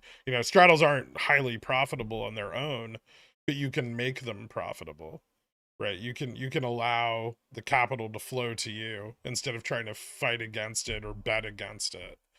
You can pull back the short leg, you can roll it up, you can add leverage to the side that's winning. You can learn to manage the position between levels, and you can keep managing the same straddle and profiting off of it forever, potentially. Like, you don't actually ever need to close it, you just need to constantly reposition it, and learning to do that, I think, is really important for a lot of people. Absolutely, yeah. The straddle's a great concept. I mean, net delta, I think, is something, we should discuss more often, because when you're buying a bunch of something, you need to think about how much delta you have. So you have 100 shares, you have 100 delta, right? If you buy an in the money put, now you have zero delta, right? I Yep. mean, so it's a big consideration with long positioning, especially being able to hedge short-term volatility. And a straddle really helps you sort of understand what that looks like. I mean, I mean, sure, long-term cap gains is important, but entering a position like you said with short vol is way safer than just buying, shares outright, which you can do to get an initial position to start the short vol process. But as you're building the position, long-term cap gains is not necessarily the biggest consideration. It's making sure that your cost basis is where you want it to be. Yeah, I agree. So After it 19 is. months, I only have one question. Do you still have a line at 190.01? Of course. I don't delete support and resistance lines. um, Thank you, Claw Rage. Uh, Bi-weekly is it open? Ah, fantastic. It's good to know that we're getting across to people. All this risk Yeah. management talk is bullish as fuck. I'm trying to quell the fact that Upstart and GME are looking ripe. So let's talk about GME now. And let's talk about this like DFV parallel and these deferrals a little bit. You still have time? You Yeah, hanging in I there? got some time. Yeah, for All sure. right, We cool. can go over that. So, I mean, my first point of consideration when I dove into this was these shifts in liquidity trend, specifically on December 20th and 12th. And I was like, there's got to be some shift in liquidity if these positions are being deferred, because it's the only way to sustain the period in between them, right? Someone's has to be on the back foot here because, even if the liquidity has been cash settled, and the money is reverted to the fund until it's realized in the market and the lit exchange, liquidity is still bone dry, right? And so there has to be some give and take in order to sustain that period in between, when these funds are paying off their bags essentially, and when the ETF is going out into the market and they're buying the stock. And so I was trying to find correlations between liquidity and deferral dates, and that's what I found, or well, what I think I found here. And we've discussed FINRA deferrals. Like, me and Dunstan have conversations on like SEA 15C3-3 going back 8-9 months, right? But until we had more in-depth market analysis, like this liquidity analysis that we're looking at now, a lot of that was just conjecture. There was no way for us to see the effect in the market or on the liquidity of the underlying. And now we can, and I think that changes a lot of things. And so, if we look, November 18th, which is a key date, that was our November OPEX. That's when XRT was removed from Reg Show. So we know that some settlement process took place. Is deferred to December 12th, where we see, this shift in liquidity right here. Right, we see GME becoming more liquid. We see is this Notice IJH that becoming shift more takes 5 liquid? days, by the way, Huh? too. The shift takes 5 trading days. Yep. Another interesting thing as well. These 5 day cycles, they're so interesting. And then we have another one here, which is where December 20th, which one was this? This is where the December 20th deferral begins right here. So we have the beginning of a deferral here. We have the end of a deferral here. Right. So I think we can expect liquidity to continue to get worse in the underlying until January 12th, which is the next date on which a settlement of deferred obligations lands, at which point we should start to see another mean reversion begin to occur. And that might possibly be the last one for this cycle of deferment that has really continued out since November OPEX. It could also start to resolve within a 5 trading day window prior as well. Yeah, well, actually, this window is 12 to 18. So I agree that we could see it from the 7th through the 12th, but we may also see it from the 12th to the 18th. There's Yeah, it could nothing we happen can anywhere in that do here window. except be prepared because of the lack of transparency and deferrals and how all this works. But I mean, and resolution as well won't necessarily lead to price action, at least at first, right? And yeah, it's something, you know, I guess since we're reaching the end of this big old game of hot potato, it could, but this resolution could begin, before any sort of price action happens because they're positioning in ETFs.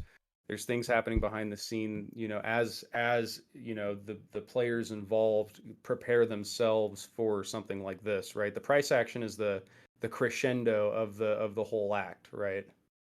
yeah.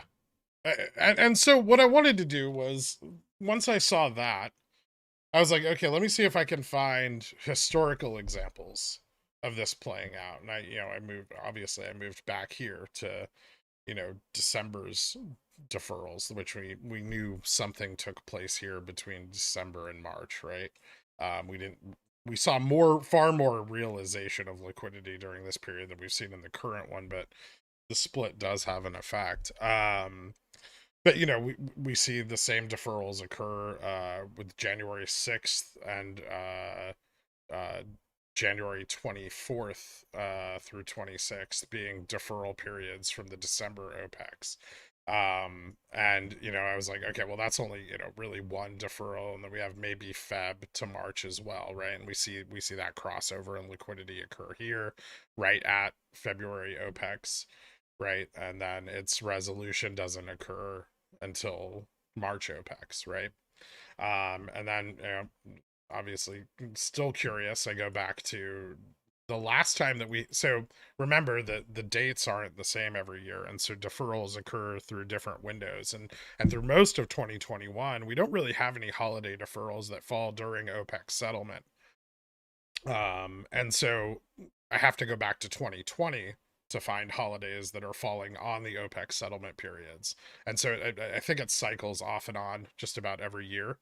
So I went back to 2020, and we've always looked at this period as, like these small realizations in liquidity being OPEX runs, but maybe they weren't, right? And I tried to kind of look at it with like a fresh set of eyes and look at simply the deferral periods and where positioning would have been dragged out to, and that's where we end up on January 13th. If we go back and we look at the deferral period for December of 2020, where December 21st is deferred to January 13th per FINRA 4210F6. And that's January 13th is a really significant date in the history of Jimmy, because that is when the run on the sneeze began in full. We had a lot of price improvement up until that point. We were in a very tricky liquidity environment because of large buy-ins, and there was tons of options interest, so hedging was really volatile. But we don't see any real crazy price improvement until we hit January 13th. And that got me to thinking about how they break these deferrals up, because you can't defer a settlement that's already been deferred, but you actually don't have just one trade occurring. It's a two-part trade that occurs from the cash settlement side on the AP, and then the ETF trade that occurs separately for the rebalance and the closing of the forward contracts. And that does actually allow these to be carried over multiple OPEX periods. And I think what that does is that leaves us with an OPEX that is significantly larger, because it is more than one OPEX compounded together. And that's something we see in March, with March being one of the largest runs on GameStop liquidity since the sneeze. Even if you look at June, which was huge, March was about the same size as that, maybe even a little bigger on the ETF side, right? And so we're seeing all these positions get, I think what we're seeing is we're seeing all these positions compound over these deferral periods. And because the liquidity is dry and no new liquidity is being realized in the secondary market, that forces them to then turn to the borrow pool, and that's when we see the borrow rate on GME rise. And so far, Turd sent me the analysis on that, and we're seeing a lot of correlation, not necessarily causation, but we see correlation between deferred OPEX periods and the cost to borrow. So we see the cost to borrow rise into the sneeze in January. It drops off. We see a small bump in cost to borrow before it runs in February again, and there is a deferral for that period because of MLK. So some of the price action from the sneeze was deferred out to February, right? And then we see the cost to borrow drop off to almost nothing for most of 2021, right? But then into March, which is our next period where we have a deferred OPEX, we see cost to borrow begin to rise. And we see it continue to rise into May. At which point, it falls off until we hit the split, and there's a jump in cost to borrow there until now. And now we have another rising cost to borrow situation. And so my theory there is that with no other secondary pool of liquidity available, because the ETFs haven't bought back in, they have nowhere to turn for liquidity but the lending pool. And so we should see cost to borrow kind of stabilize in the range it is in now, and closer to the run, we should start to see it rise as it becomes harder and harder to maintain the current price of the stock. Right, because there's the unsettled obligations in this whole thing too. I mean, this deferment process, I mean, it seems really advantageous in a normally functioning market, right? Or on a normally functioning stock, I guess, better way to put it. But I mean, so with with an Apple or a Microsoft, this sort of a deferment would give you a lot of wiggle room as an authorized participant. But on something like, GameStop or Upstart or, any of these other guys, these deferment periods sort of present a large amount of risk, because you can't, slow bleed out obligations with the liquidity that's there, Yeah. and they're and they're trying to. Like you can But borrow until, millions and millions of shares of Apple and never bump the borrow rate. yeah, But with everyone's playing GameStop, if Apple. you borrow 2 million shares, suddenly the borrow rate doubles, right? Like, Yeah, it's a huge problem. yeah. And also it attracts everyone in the market's attention. Nothing attracts the sharks in the water like rising borrow rates, especially if they're rising rapidly and especially if it's on volatile stocks. Yeah, and this is kind of, and this it's interesting because it's a mechanical liquidity event, right? Yep. So it's so subtle. This is all very subtle stuff that's happening in the background that we've managed to create sensitive enough, you know, uh, measurements to observe. But this is all incredibly subtle, and I think that this is sort of a market-wide sort of thing that doesn't it kind of leads to a nothing burger because it's just a way for authorized participants to increase their margins by 5%. So they're stoked, Yeah. everything's fine, but but the problem is because it's an industry standard and everybody's deferring everything. If you are the authorized participant who is supplying liquidity to GME, this drop in ETF liquidity because of unsettled cash obligations, things like that. It presents a great deal of risk to their margins, but it's only one stock too, so you can almost, it's not quite a rounding error, but it's not necessarily like a huge hit on their margins to have a few really illiquid stocks kind of pop as a byproduct because you're making 5% more on your really really really big positions in Apple and Microsoft and Google and all Yeah. that.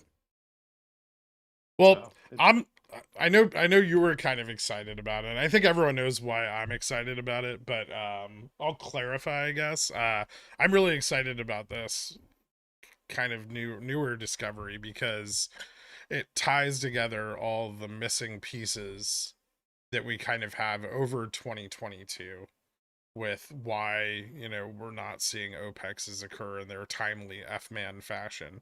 And I think it may be the last significant and also testable missing piece from understanding these liquidity events on these illiquid stocks. yeah, absolutely. I think I'm very excited, partially for GME.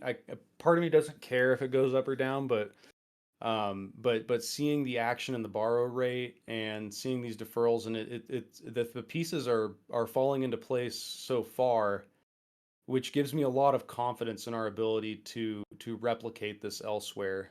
That's what I'm really excited for. Yeah. Like it's and the fact that we have started to amass. I mean, with these the deferrals sort of bringing back to light sort of how obligations are shifted around. You get a really full picture, and now we're starting to see why certain things like all the OPEXs, they do OPEX stuff, they just don't result in a change in price when you have these deferrals, right? you Yeah. can you can slosh things around to the point where And everything that's what's made stabilizes. it so tricky for us to track too, is that, going into these OPEX periods, our data looks very good. It looks like we're going to run, right? But the realization of that is very dependent on what we, now believe to be these deferral processes that are going on in the background. And knowing, without obviously, if one of these ETFs or something is a customer of yours and you're a FINRA employee, you can just go look at the Rex code and you can see when their trades are, plan to sell or when they're deferred out to. Um, but we can't, right? And so we have to find that through um significantly more difficult process of elimination. But I think this might be the last thing we need to eliminate. Yeah, yeah, I mean, it's this whole thing has been incredible because each time our hypotheses are shown to be wrong, we've gone back, we've refined, we've done the scientific method on all of this, and it's been so much fun. Just being able to learn so much, and I know it sucks all these NOPEXs, but each time we've improved things, we've dug for more information, we've found more information, and I think that even if we are right on this, to some degree, there will be more to learn about it. As Oh we yeah, well, study there's a the whole anatomy bunch of it. of new shit if we're right, right? Oh yeah, like uh, it's not gonna be incredible. not only for GameStop, but our ability to expand this understanding into other stocks and broader asset classes, and it's really, I don't know, it's, you know, we don't ever really stop, and I know no one really gets to see it, and that's why I try to bring you guys onto these weekend streams so people can get a better feel of what we're looking at, and get a better understanding of, and I know we can't divulge everything or all of our methodology, and that kind of sucks in a way, but it's a capital market. So but they can at least get an idea of what we're theorizing and what we're looking for and how that's playing out, and know that we're not, these aren't uneventful events. Each one has had even something like August, right? That de-risking across the basket. That's something that we can then draw correlations to past performance. So we could be like, okay, well, we kind of saw de-risking in November of 21, and we can figure out why they de-risked then, why they de-risked in August, and what flexibility there is in their positioning. And then by doing that, we're able to better set traps for when they have to do it in the future. Even though our positioning is very much aligned with them, we can't position with them in real time, and so we actually have to be better informed than they are, and they have all the information. So it's tricky, but I think we're getting there, and I think more so than anything, we have a better, over these last 2 years, we have built and painted a better picture of GME's price action, GME's liquidity, GME's second market liquidity, and GME's short interest than anybody else. And Yeah. I think I can confidently say that there is no better picture of what's going on here with this stock than the one that we're presenting. Oh yeah, we've like yeah, and including yeah, JFresh's options data too. Like it all, we have a very complete picture of this. But I want to disagree with you calling it a trap. It's not. I don't think it's a trap necessarily. I Well, think it's more like we're surfers and we're trying to see the waves coming in and picking which ones we should try to catch. Right. So yeah, knowing the right wave, and these waves are these institutions coming in, and the waves don't care about us. They're gonna do what they do, but it's up to us to figure out which one is the perfect wave. When should we start paddling? And all these things. But it's been incredible and being it's able to do scary all because this if you stuff. pick the wrong one, it's gonna throw you right into the fucking rocks. Yeah, um exactly. If you're in the rocks, I mean, you could end up just, or it could be a super disappointing and you kind of fizzle out, and then the perfect wave comes right after, or you skip the perfect wave. I mean, but yeah, this I've every day, that we've kind of had these discussions, and even just the art the DFV tweet thing, and this the deferrals and all that. Every time we find new information that sort of corroborates with what we think is going on, I just get so big of a science boner. It's unbelievable. you're such a Like I'm fucking nerd.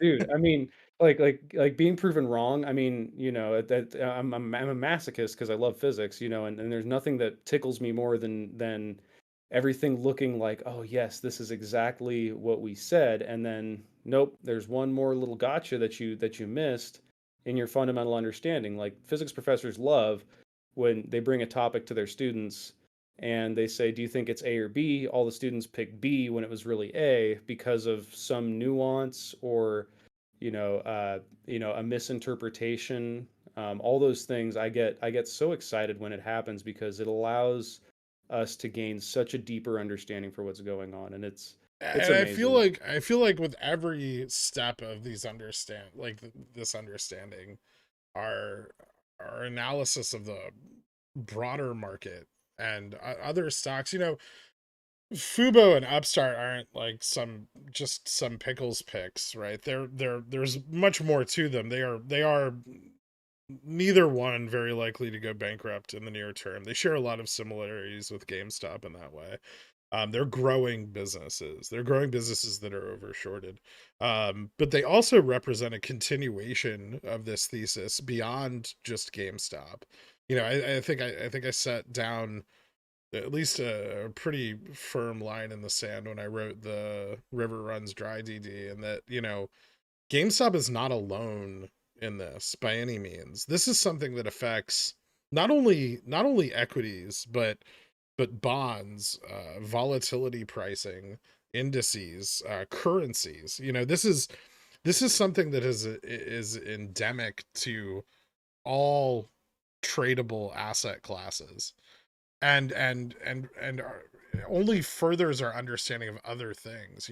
We've used aspects of this analysis in analyzing SPX. We've used it in analyzing companies like Netflix, Google, Apple, where there's massive amounts of liquidity, and each one presents its own unique scenario, like with Upstart, with its extremely low secondary market liquidity, which pressures long shorts or allows short volatility players to pressure long shorts in a much more significant way, right? And they can use these short volatility positions to go long, right? And blow up long short positions, right? So if Citadel is in a position where there's a company they want to go long on and it's very heavily shorted, they can use their short volatility positioning to counter leverage long shorts and blow up their short positioning,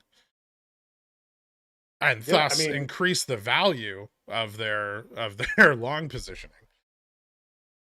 it even goes as far as commodities with the future and spot markets. I mean, you if you want to go long anything, get and being an informed investor, there's a delicate dance that is done to make sure that no one catches wind, until it's too late, all these things, and being able to at least emulate an informed investing position is absolutely, beyond any value you can get from just, technical or sentiment analysis. And it's this is kind of, we're getting to the bleeding edge of, seeing informed investor movements. It's really really cool, especially with mega caps and things. I mean, even if it's not for, making your weekly calls print, it's for finding the perfect entry on a stock you like. It's Yeah, there's a lot of opportunities here.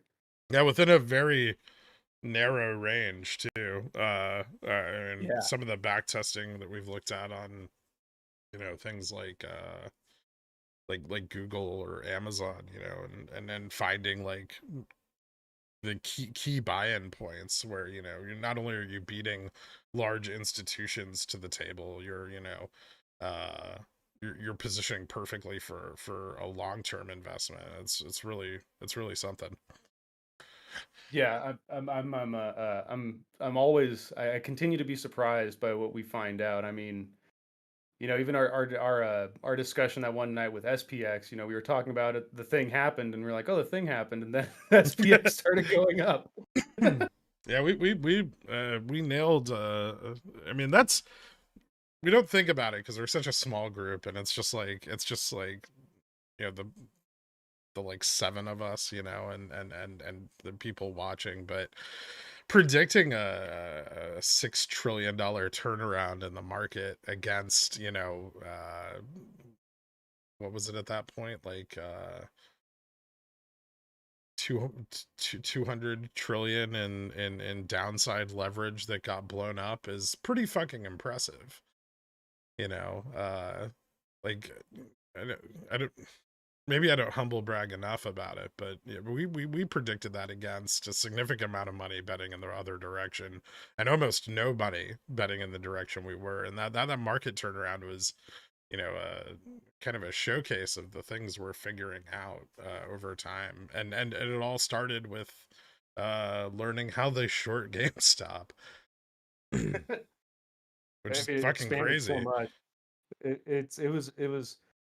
It really started so focused, and I guess it's almost like a what's it called, detective journalism, right? Where like with Fast Food Nation, it starts with McDonald's, but then it sort of expands out to include really just entire industries, right? This sort of has become that, and it's really beautiful because nothing makes sense without complete context, and we're sort of, I mean, we're not approaching that, not even close, but No. we're really doing a number on it, and a significant one. I mean, we timed that market bounce within, I want to say it was like 5 days. I mean, Yeah.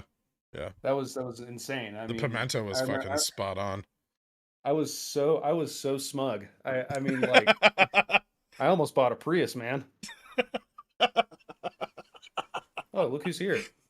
Who's here? Is it J Fresh? Is it the cat? It might be the cat with horns. Oh shit, it is. Oh, I was just listening in. I don't have anything to add unless Wow. you think I do. I don't know. You probably do. Let's hear what you I got. have no idea what you guys have been talking about for 2 hours. Just saying bullish shit, talking about risk management, Yeah, jacking ourselves off a little bit too here and there. Oh, that bragging. sounds There was so some like bragging that went on.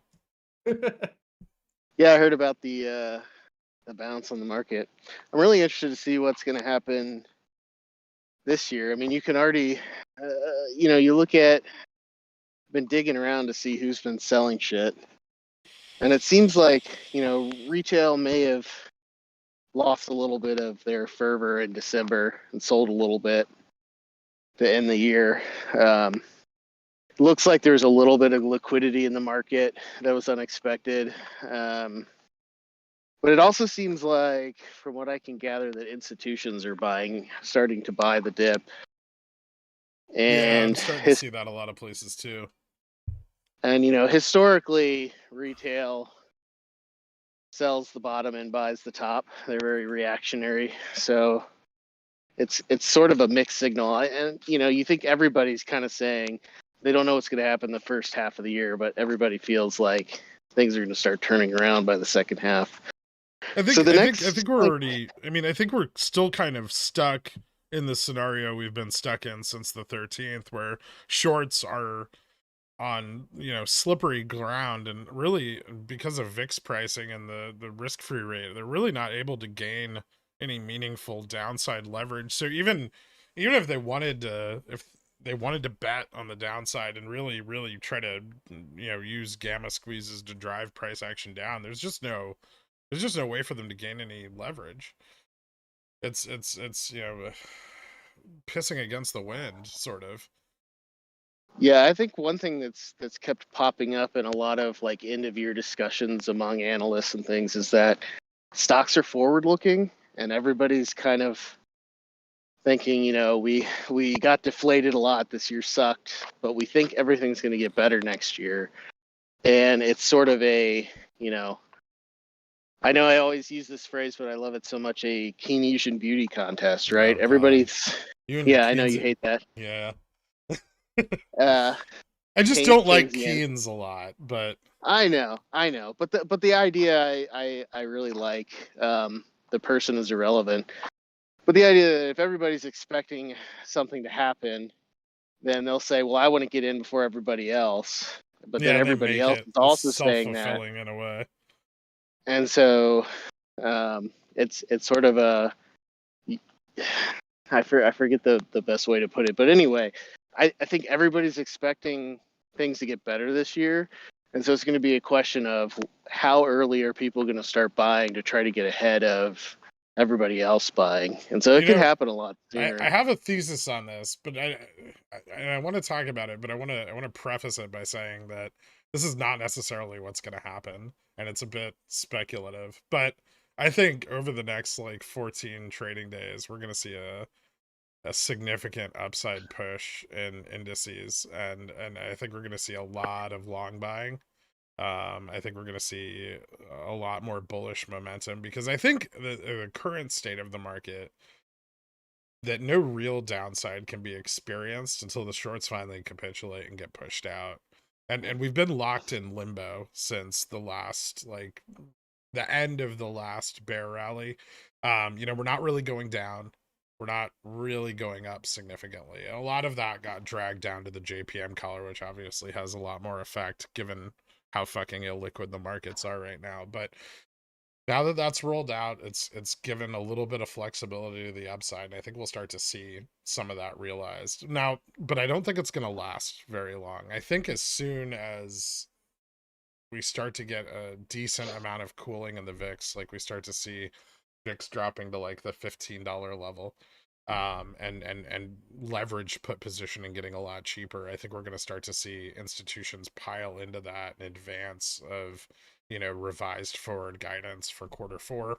But it could be as long as Q1, right? And so that's really like a huge range to try to bet on something, right? And it's why I'm trying to kind of play the market kind of close to the chest right now, is because if Q4 isn't as bad as we think it'll be, then we're not going to see that pullback in forward guidance until Q1, right? Which means we could just rally out of control through the first quarter of the year.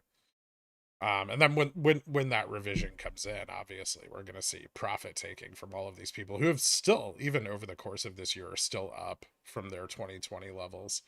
But yeah, I mean, I don't know. That's kind of how I feel things are looking right now. Because longside leverage is still so cheap. Why not? Why not just go the direction the market incentivizes? I mean, yeah, and the economic data has been mostly ambiguous. The thing I see that really makes me think we're in for more downside in 2023 is the fact that the market hasn't really priced in, rates staying elevated. They're still pricing in a rate cut next year. Yeah. And I think the likelihood of the rate cut happening is fairly slim, and I think the idea of the rate cut being big is next to zero, right? And by big I mean more than 25 basis I don't think a points. rate cut is that out of the question, or at least a big one. I think it's out of the question unless we see a significant downturn in equity pricing. So Yeah. I think if bonds and equities fall off hard into the first two quarters, that finally frees the Fed up to cut rates. But until we get that, and we need the short capitulation in order to get the long capitulation. But until the longs are willing to de-risk and take profits, like there's nowhere for anything to really go, right? And we almost end up in like a stagflation kind of situation there, right, where inflation stops cooling and we're just stuck and it starts to become more and more entrenched. And I think the Fed would prefer more volatility than to allow that to happen for the next 5 years, right? Because that would seriously stymie any growth moving into the next half decade. So I think the Yeah. Fed is actually pushing for the crash at this point. Yeah, and I mean, And I think it's obvious. I think JFresh has commented on this a lot. Inflation is cooling. There's really no question anymore. And I know it's a volatile data point, but it's dropping, right? And the Yeah, Fed it's is not continuing to lean that on rates. volatile anymore. I mean, we've got 5 months of good data. I mean, inflation is, if you look at just the last 5 months, inflation, at least on goods, has been solved. Yeah, right. yeah. There's always a question of if the wages continue to rise, could it kick back up again? But yeah, I don't know. If it requires, if inflation is solved, but the problem is as long as wages are high, we'll never believe it's solved, then yeah, I mean, the only real solution is a crash. And initially, like in November when they went forward with a 0.75 again, I was like, okay, they're hedging the political instability we're seeing here by continuing to raise rates a little bit longer, right? Even though we were already starting to see the cooling and the inflation at that point. And with December's rate increase, now it's more apparent that they're really pushing for a correction in valuations. And I mean, Tesla's dropped since it's split, it's dropped from $330 to $100, right? And it's still trading at a forward PE of like, and I know they're the most profitable automotive manufacturer and all that. But they're still trading at a forward PE of almost like 33. It's fucking ridiculous. Like you can't have these rising rates on the federal funds rate and continue to sustain these forward PE valuations, because it's not pricing in the damage that's going to be done. And eventually, I mean, in order to fulfill their fiduciary obligation to their shareholders, they're going to have to pull back their guidance. And when they do, all of a sudden the value of all those stocks drops massively, and you will see institutions sell them, and that selling begets selling, and even more selling begets panic, and that breeds fear. And I think that's what the Fed's just pushing for at this point. I think I don't. JPOW resolved after the Jackson Hole meeting to create or push us as close to a crash as the Fed is feasibly capable of. So the last thing missing, in my opinion, from the whole inflation problem is, like Jay Fresh was saying, the wage increase. He wants to see wages go down, which really ultimately means a rise in unemployment, right? And Yeah. I think that we're going to be surprised by just how resilient companies are to laying off individuals, and how resilient consumers are to prices that remain elevated. And in terms of a crash or any sort of large event like that, I mean, anything we'll see is going to be orderly until, I mean, even earnings compression, I think, will still remain orderly. But every time, now whenever I see a bear market rally, I'm just always considering whether or not that is a share recall, something like that. You know what I want to see? I want to see us get a bear market rally with volume. Right, Yes, that's what's exactly. been missing. Right, that's how we can tell that these aren't really rallies so much as they are just massive short capitulation that drives some hedged positions in the money, and very slowly, right? And that's why the realization of the upside momentum is very weak. We're easily, like, price action is easily turned around, like the fight at the resistance for SPX on that stupid fucking downtrend was pretty epic, but it wasn't as nearly as epic as it would have been if there was actually some volume backing the move up. I think if we see a volume backed move up in SPX, that'll be the last one. Yeah, exactly. That's what I'm waiting for. And I mean, the Fed cutting rates and then a volumetric move up, both of those things combined, because the Fed, you know, they're a reactionary group. They're going to cut rates when something's about to break, right? And, whether or not they're going to be too late is another question. But, being Is it though? I mean, yeah, okay. I mean, They will be too late.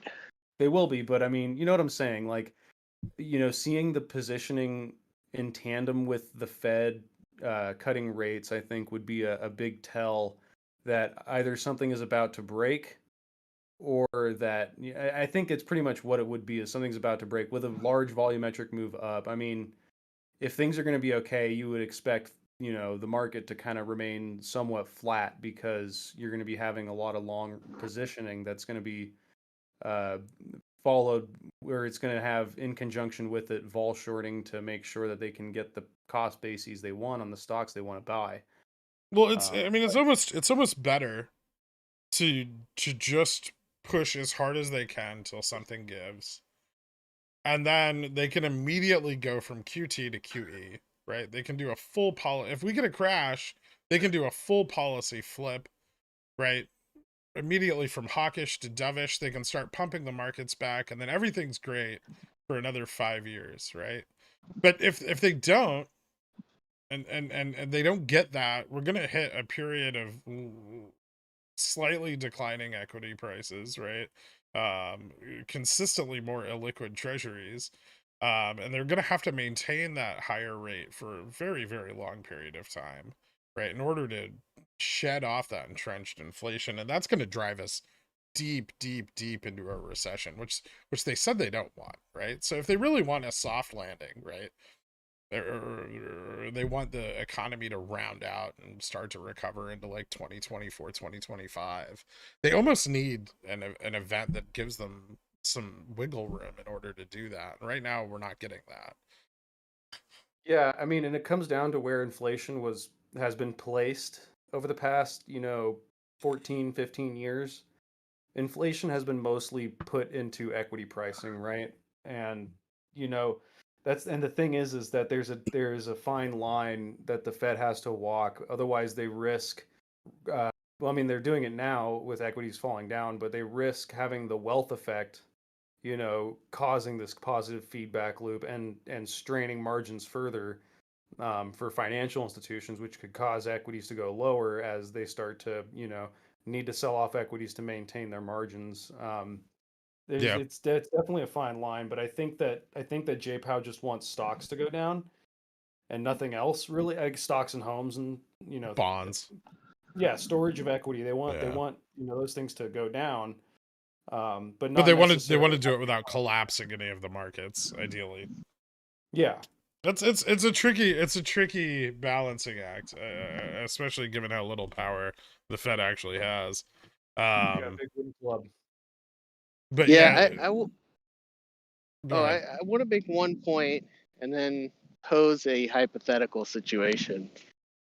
All right. Just to kind of push back on a little bit of this. So the point I want to make is, we've lived in this low or no cost of money environment for so long that for a lot of people it's the only environment they've ever really known.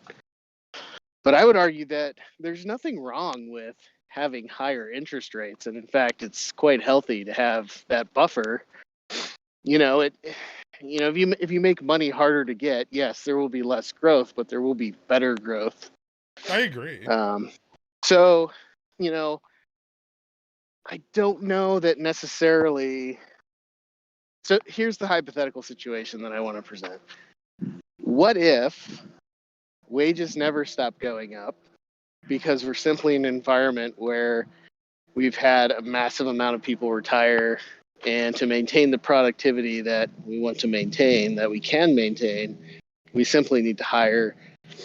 Drives demand, drives wages, but at the same time, with the higher interest rates, the cost of goods and things will not increase with those wages. And at some point, the Fed might have to just simply declare that they have won and that wage growth is a good thing while prices are stable, right? Because JPow's been saying this all the time. You can't have wage stability without price stability. Um, and at some point, we might just have to acknowledge that we could be in a period of price stability and wage growth. Well, we could see something like And the 50s again, where we have wage growth and price decline.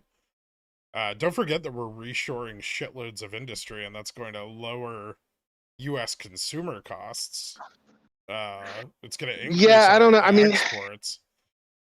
price decline, I would be harder. I'm not saying it couldn't Well, happen, but decline in relation to wage growth. yeah, I think a lot of that came from globalization and essentially offshoring higher wages to impoverished people. Yeah. And I think that gap has certainly narrowed a lot, certainly in China and India, and even Taiwan. So I don't know if we get price declines, but certainly I could see price stability. But So if that happens, and then so I'm trying to make the bull case here. If that happens, and then yes, some companies will go under. They won't be able to. Their financial plan relied too heavily on Cheap free labor. money and cheap labor.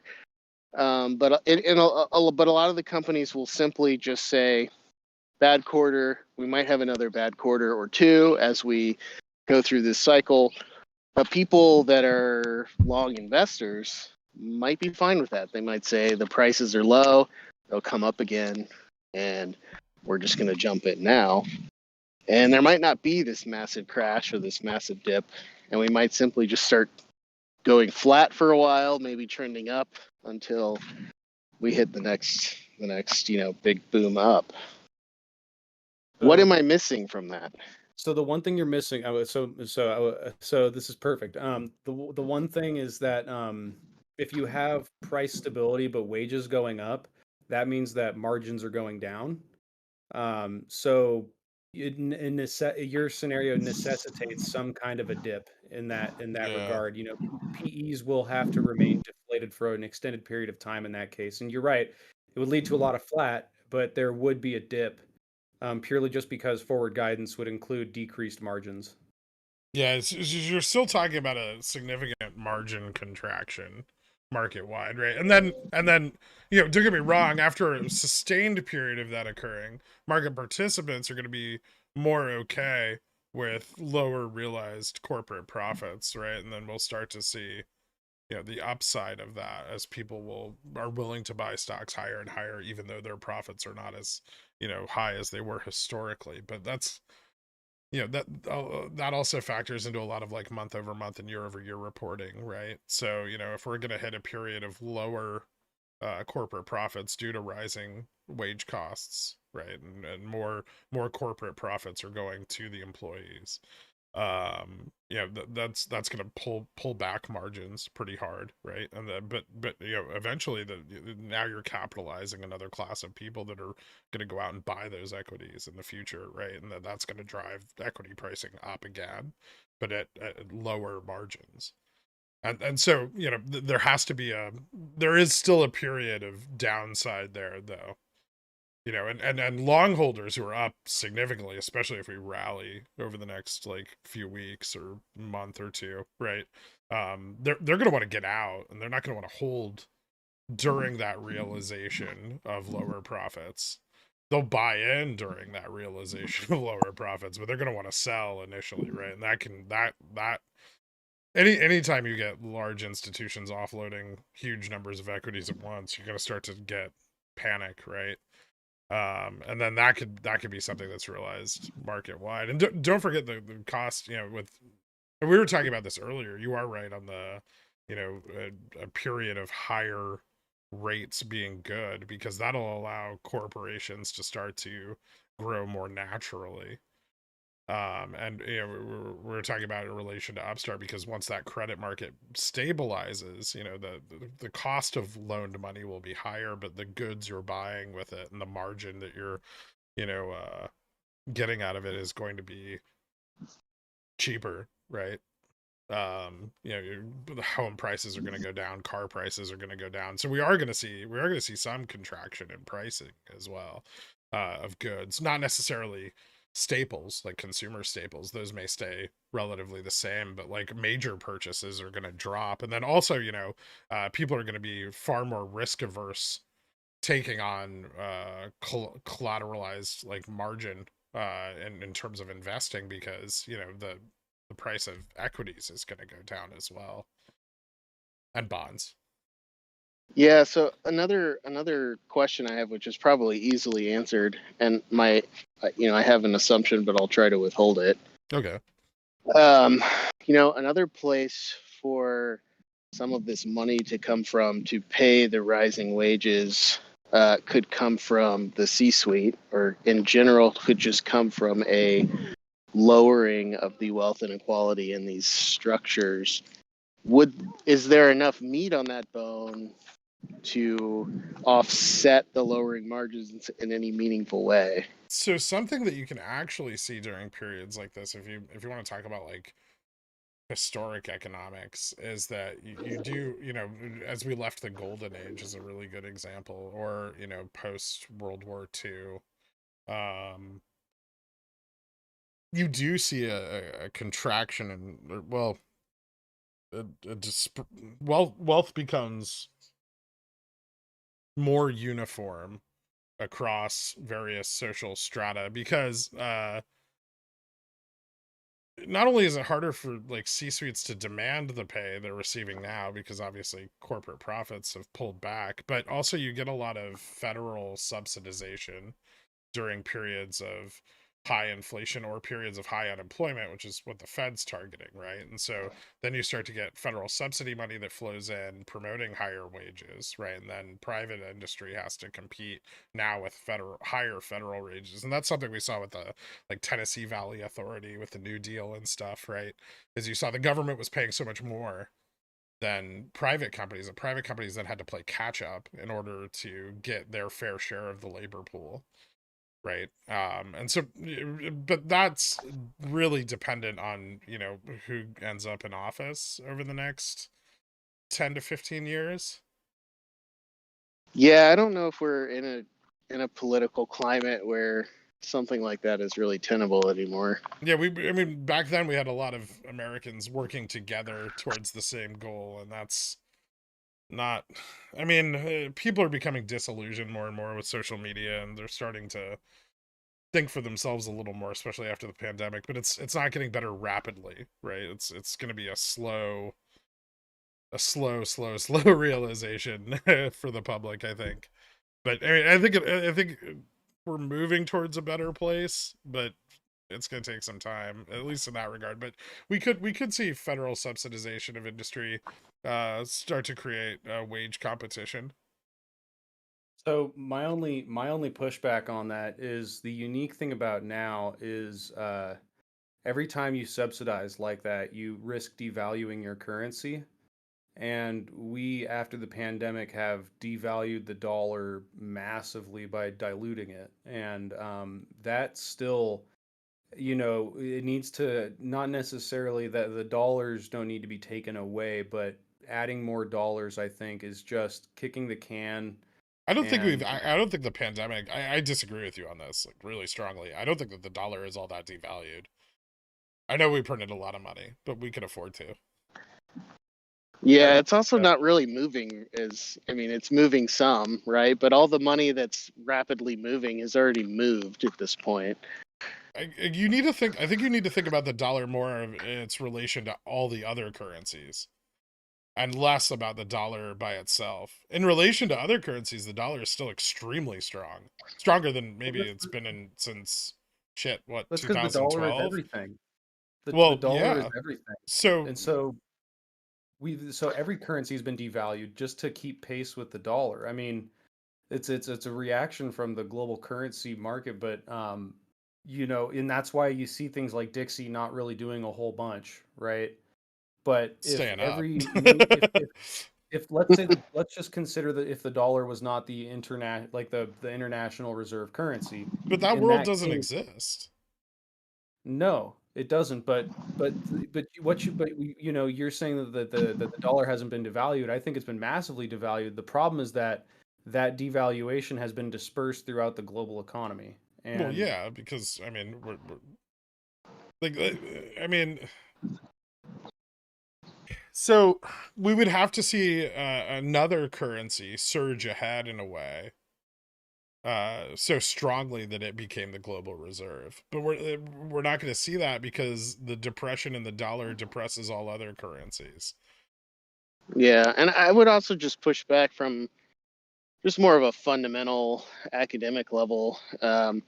It's never as simple as printing more dollars makes the dollars less valuable, right? I mean, it depends on who has the dollars, how quickly they're moving through the economy. It has to depend on how much productivity is occurring, increases in productivity, right? If we never printed money, it would naturally grow in value over time as productivity increased and dollars stayed constant, right? So there's some printing of money that must occur to maintain the value of the currency in a Finally, we have growing a good reason to economy. talk about reverse repo. Reverse repo is keeping all that money, basically all of the money they gave out to banks during the pandemic, locked up. So the value of that money isn't being realized anywhere, and thus isn't devaluing the dollar in any significant way, right? As long as they Right. Yeah. maintain reverse repo at its current rates, that fucking and over time, the longer they maintain reverse repo at those rates, the less impact is going to happen from the dilution of the dollar liquidity. Yeah, this is why, like, Yeah. if you've read like They're Peruvian essentially, bulls theory on hyperinflation, that kind of stuff is just bullshit. yeah. I have read it. I Because got into a we're short actually argument very with good him at somehow, but staving off hyperinflation. The way our central bank is set up, we're phenomenal at it. We can do it very quickly. yeah. I mean, essentially, the central bank has spoofed the dollar.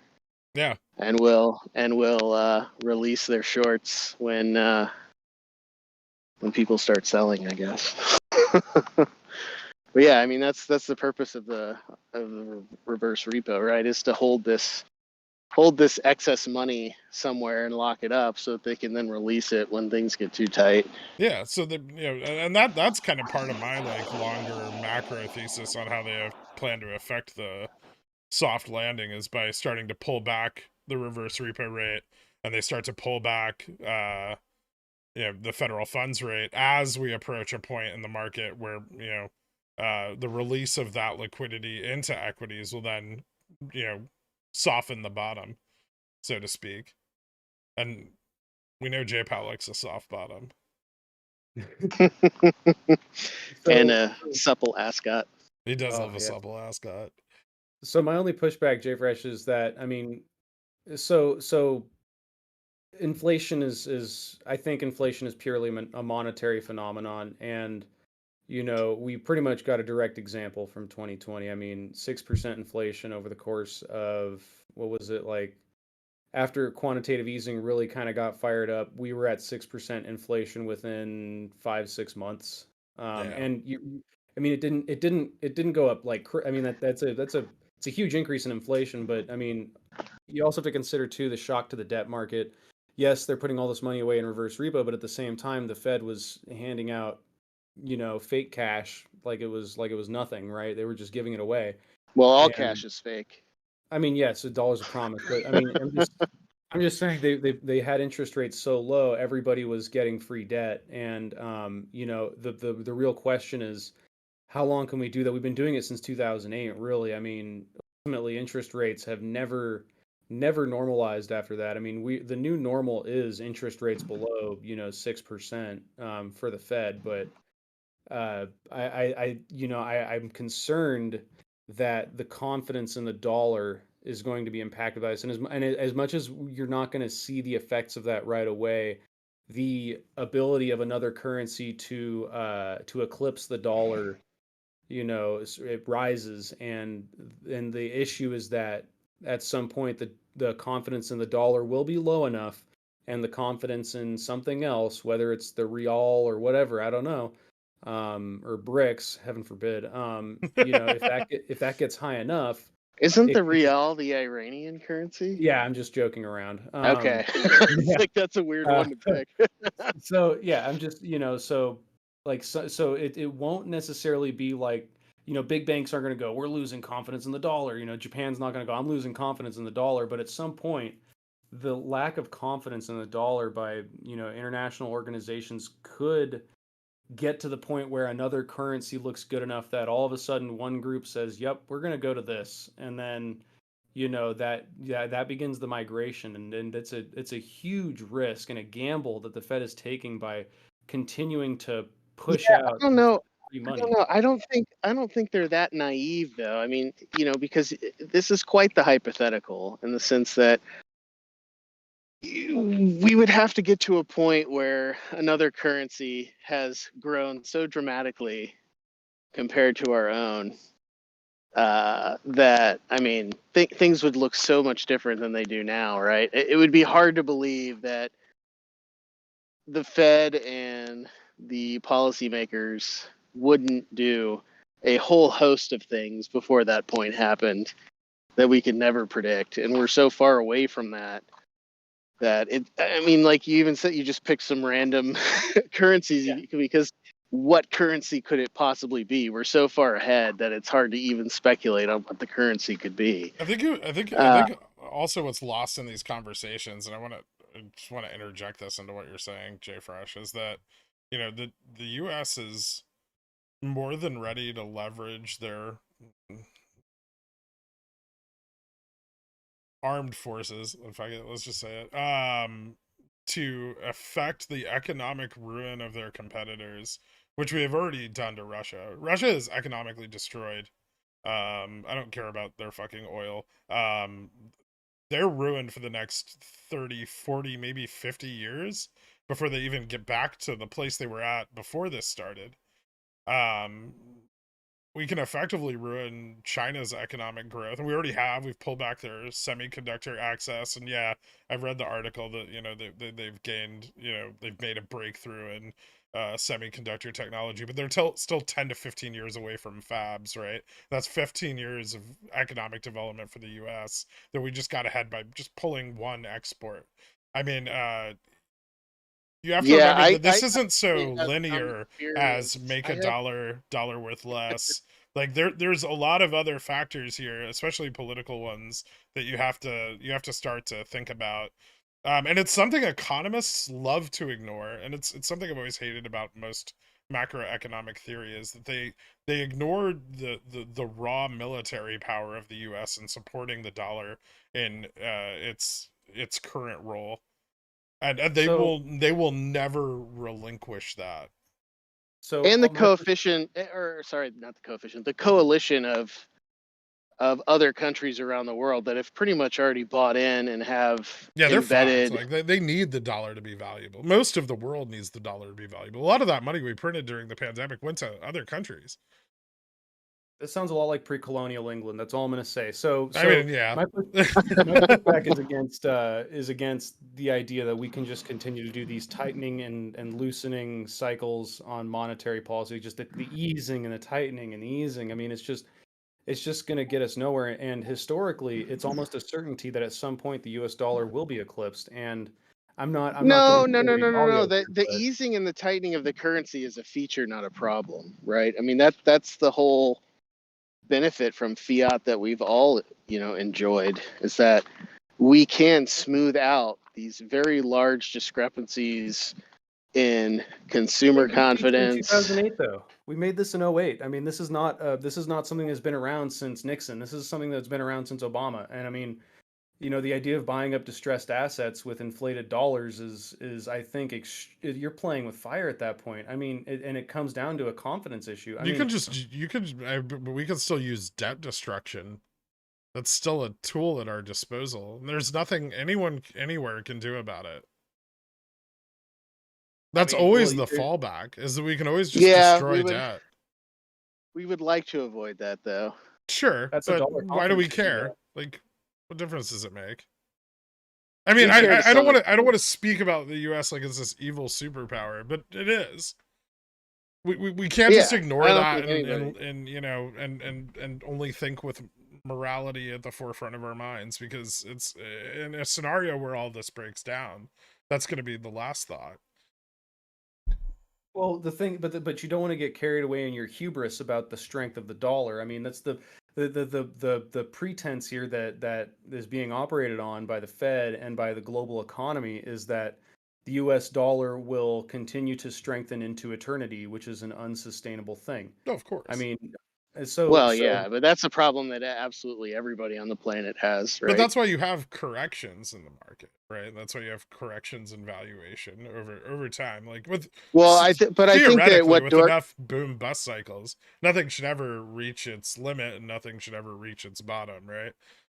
Well, if we start to have enough boom bust cycles that it's just booming and busting all the time, then we've arrived at the initial problem that our modern financial system was initially designed to remedy, I right? think we're already Is to there. smooth every. I think we're already reaching a point where boom bust cycles are becoming more and more frequent. I mean, look at SPX over the last, or well, just the S&P over the last 12 years, 20, Right. 14 What I'm years, right? implying is that where boom and bust overshadows the increases in productivity, right? There's still Yeah. this, and I think this is what Dork is talking about, is more longer term. There's still this underlying assumption that everything eventually always goes up, right? There's always more growth, there's always more productivity.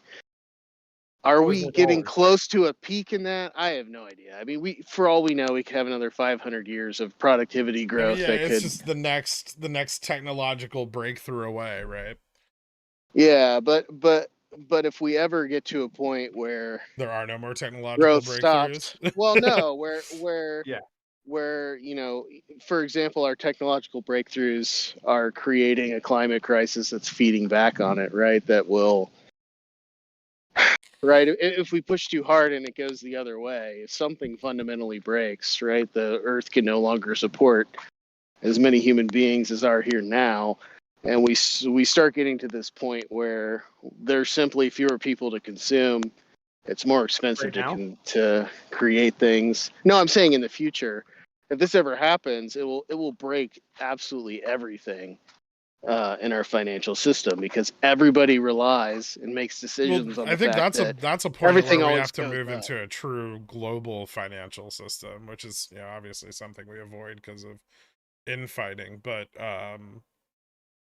you know, eventually humanity, like now we're starting to get into philosophy, but like eventually humanity will be faced with, yeah, a threat greater than anything we can handle individually, and we will have to unite on some front or die, right? Yeah, Yeah. the existential threat Yeah, I is mean, is it's definitely a big one, but Watchmen, right? There's, you know, Yeah. so either we come together and we start to tackle these problems as a planet, unified in one goal, or we don't, and then we all just simply perish. Well, I'm glad I've But now we're successfully talking like derailed. we've moved pretty far away from fucking stocks at Yeah. this point. I'm glad I have Successfully derailed our really successfully productive derailed conversation. whatever it was you guys were talking about. But I Happy think fucking New Year to you too. in an effort to bring the discussion back to your audience, on Tuesday, do I buy puts or calls? Shit. God damn it. You just undermined everything we were talking about before you came in too, just right there. Yeah, Perfect. well, you know, the thing we were talking about before you came in is buying both and how great that is. Yeah. If you just buy one of each. Oh, the things you Yeah, can I do. will say I like that. I like that right now. So you're saying just straddle. It's a good time. Yeah. I mean, the SPX has been suspiciously flat right in this range for quite a while. It's got to go one way or the other eventually. I mean, I think we already started to see the capitulation of what little short positioning there was towards the end of the day on Friday. We'll probably see a continuation of that since this weekend has been at least fairly slim on any crazy political news, which is both good and bad because we don't get the rebound effect, but we get, you know, more confidence. I think we'll see rising markets probably into what people are hoping will be bullish CPI and PPI prints. But I think the Yeah. CPI and PPI are now getting leaned on a little too heavily. Like market participants are Absolutely. betting too hard on those as a consistently cooling factor. And in their cooling they can still experience volatility. And I think an increase in any of those is going to create a little panic and fear. Yeah, it'll be statistically meaningless, but people will Yeah, like if react way too if we strongly. move up 6 points in February or something, everyone's gonna freak out and think inflation's rocketing back up again. Even though, you know, we're down, you know, 20 points in the last 5 months. Yeah, So, and I will say from all the options data that we track, I mean, this kind of matches. A lot of it's mixed, right? I think a lot of people just aren't sure which way it's going to go. There certainly isn't any clear decision made by the market, but there are signs that sort of point, like for me, the SPX after the last OPEX, the leaps expiring, December's leaps, right? yeah. So that's yeah. Um, Primarily for the SPX, I mean, there's so much bullish delta that fell off the chain that hasn't been rebuilt yet. And even if you look at like the implied volatility of out of the money puts, that those are going down a little bit more than I would anticipate, which tells me that either the demand for puts is slowly falling or people are actually just selling them, expecting some upside. I would point that out too. Yeah, it would appear that we're seeing an accumulation of sold puts on the S&P Yeah. 500. Fairly stronger in the last few days. This is, for those of you guys that don't know, this is the put index. It's the CBOE put right index. Tracks the number of puts written volumetrically on SPX, which is a bullish sign. If people are writing more puts, they're bullish.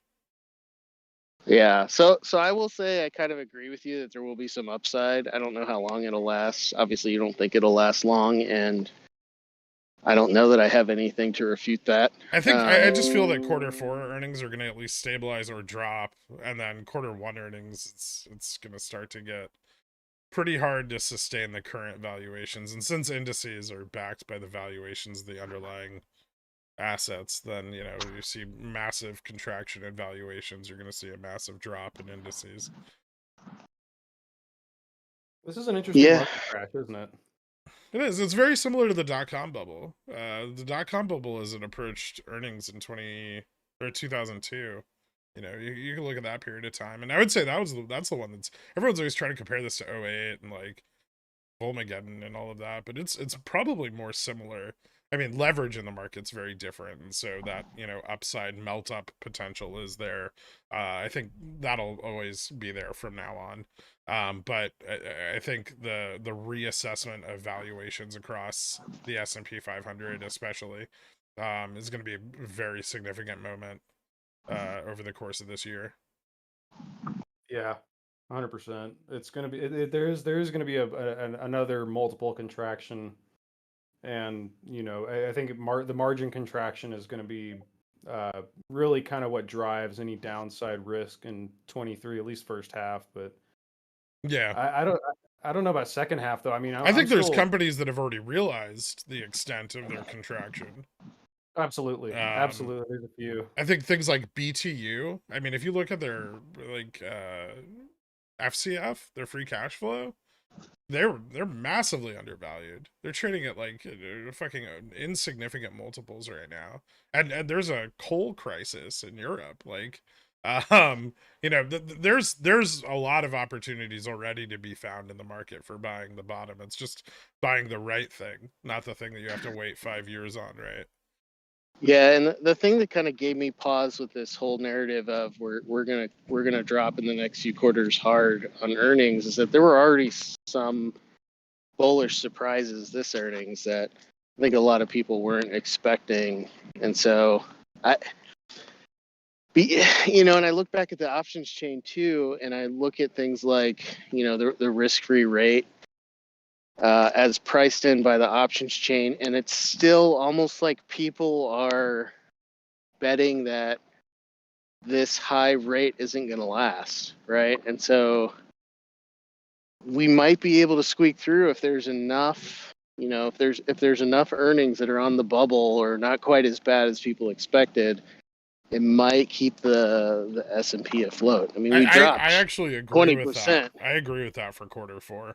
I think quarter four is a lot riskier for us to see downside, but quarter one, you're starting to compare earnings from the bear market to the bull market, and that's when things are more set in stone, right? And that's why I've been for those like out of the money puts on SPX. That's why I've been targeting further out into like March, April, get beyond those quarter one earnings where I do expect the differential to be something that people can't ignore. Quarter four, I mean, there's enough flexibility in some of these companies that they can still show some profitability. Like Amazon, Apple, those companies have a ton of flexibility in how they report their earnings and where they can, make their earnings reports look a little bit better just one more quarter if they need to. Yeah, but people like Apple too. I mean, everybody knows they're going to survive whatever this is. So. Yeah, they're just going to start buying back shares, right? Because they can. Yeah. So I mean, but anyway, I mean, I would definitely enter this new year with some optimism, but definitely there's nothing wrong with holding cash, entering things slowly. Yeah. Not taking on a lot of long-term with DCAs right now because, everyone always thinks the bottom's in, but then it's really like 30% lower. You're talking about Fubo, right? I'm just pissed that I bought so much Fubo up front, and now I can't average down. But I'm going synthetic long with Carl. Me and Carl are just plowing money into 2x leverage synthetic longs at this price. So selling like $3, selling $3 puts, buying 2x $3 calls. Ooh, That one's I like pretty that. fun. Fuck yeah, yeah. Right, Carl? Carl's very excited about it.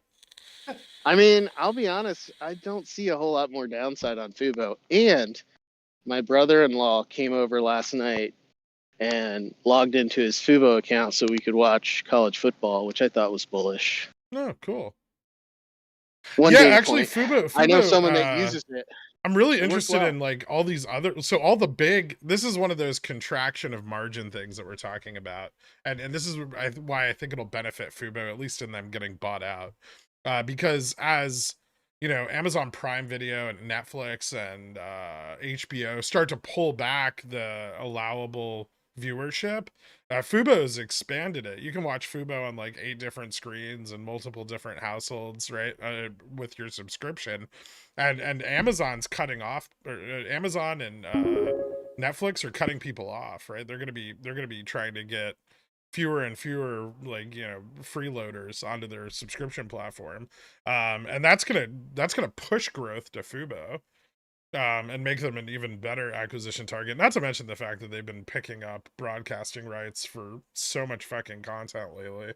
They're very good at negotiating deals. They really Yeah, are. especially with sports, which is so huge. I was having a discussion about sports. Someone was, you know, I'm in Georgia for the holidays, and someone was talking about how the Atlanta Braves are all locked up on some direct TV thing, and how much that sucks. So being able, I mean, these things are very competitive, and the sports market is very, very chopped up and Yeah, very it's weird to sliced up. negotiate deals too, And because people that want sports, they don't want to have to. They don't want to have, you know, 7 different sports packages with 7 different subscription services. They want their sports app, and they want the to go in their sports app and sign up for the sports that they want to watch, right? yeah, no, I agree, and I think that's what Fubo's trying to focus on by cutting the betting element out of the business. I think they're just trying to focus on getting subscriber growth and, more importantly, getting content. I think Fubo's C-suite goal is acquisition, right? And they've already made acquisition more likely by cutting their exposure to online gambling. And now they've ever since they've done that, they've almost purely focused on broadcasting right acquisition, and that's what makes them valuable, right? In the world of Yeah. media, like content hosting, it's all about who has the most content, and if you can amass enough content, you're a very attractive buyout, and that, you know, that puts them at a enterprise valuation of like 1.6 to 2.3 trillion, and that's, or a billion, and that's really conservative, right? And that's, you know, a $10 to $20 share price. So I'm still really bullish on Fubo. I just wish I could average down a little better. Yeah, I'll do a projection on SPX as soon as I'm done talking to these guys. I'll cover that a little bit. I'll have more in the pickles picks, but any questions for us? The Braves are locked up on Bally Sports, and Fubo is now signed with them. Hasn't started yet, but they announced it. Oh, cool. Yeah, I think they have a deal with the Cleveland Cavaliers also. I'll have to let my brother-in-law know, because What people he was really want to lamenting. know, are GameStop and Upstart going to run to Gamma Max for Jan OPEX? Well, we hope something's got to break. It sure looks like something needs to. I think all of us, I don't know if, I don't want to speak for everyone, but I think we're all still very bullish on a run occurring. Timing it's difficult, but hopefully we've figured that out now.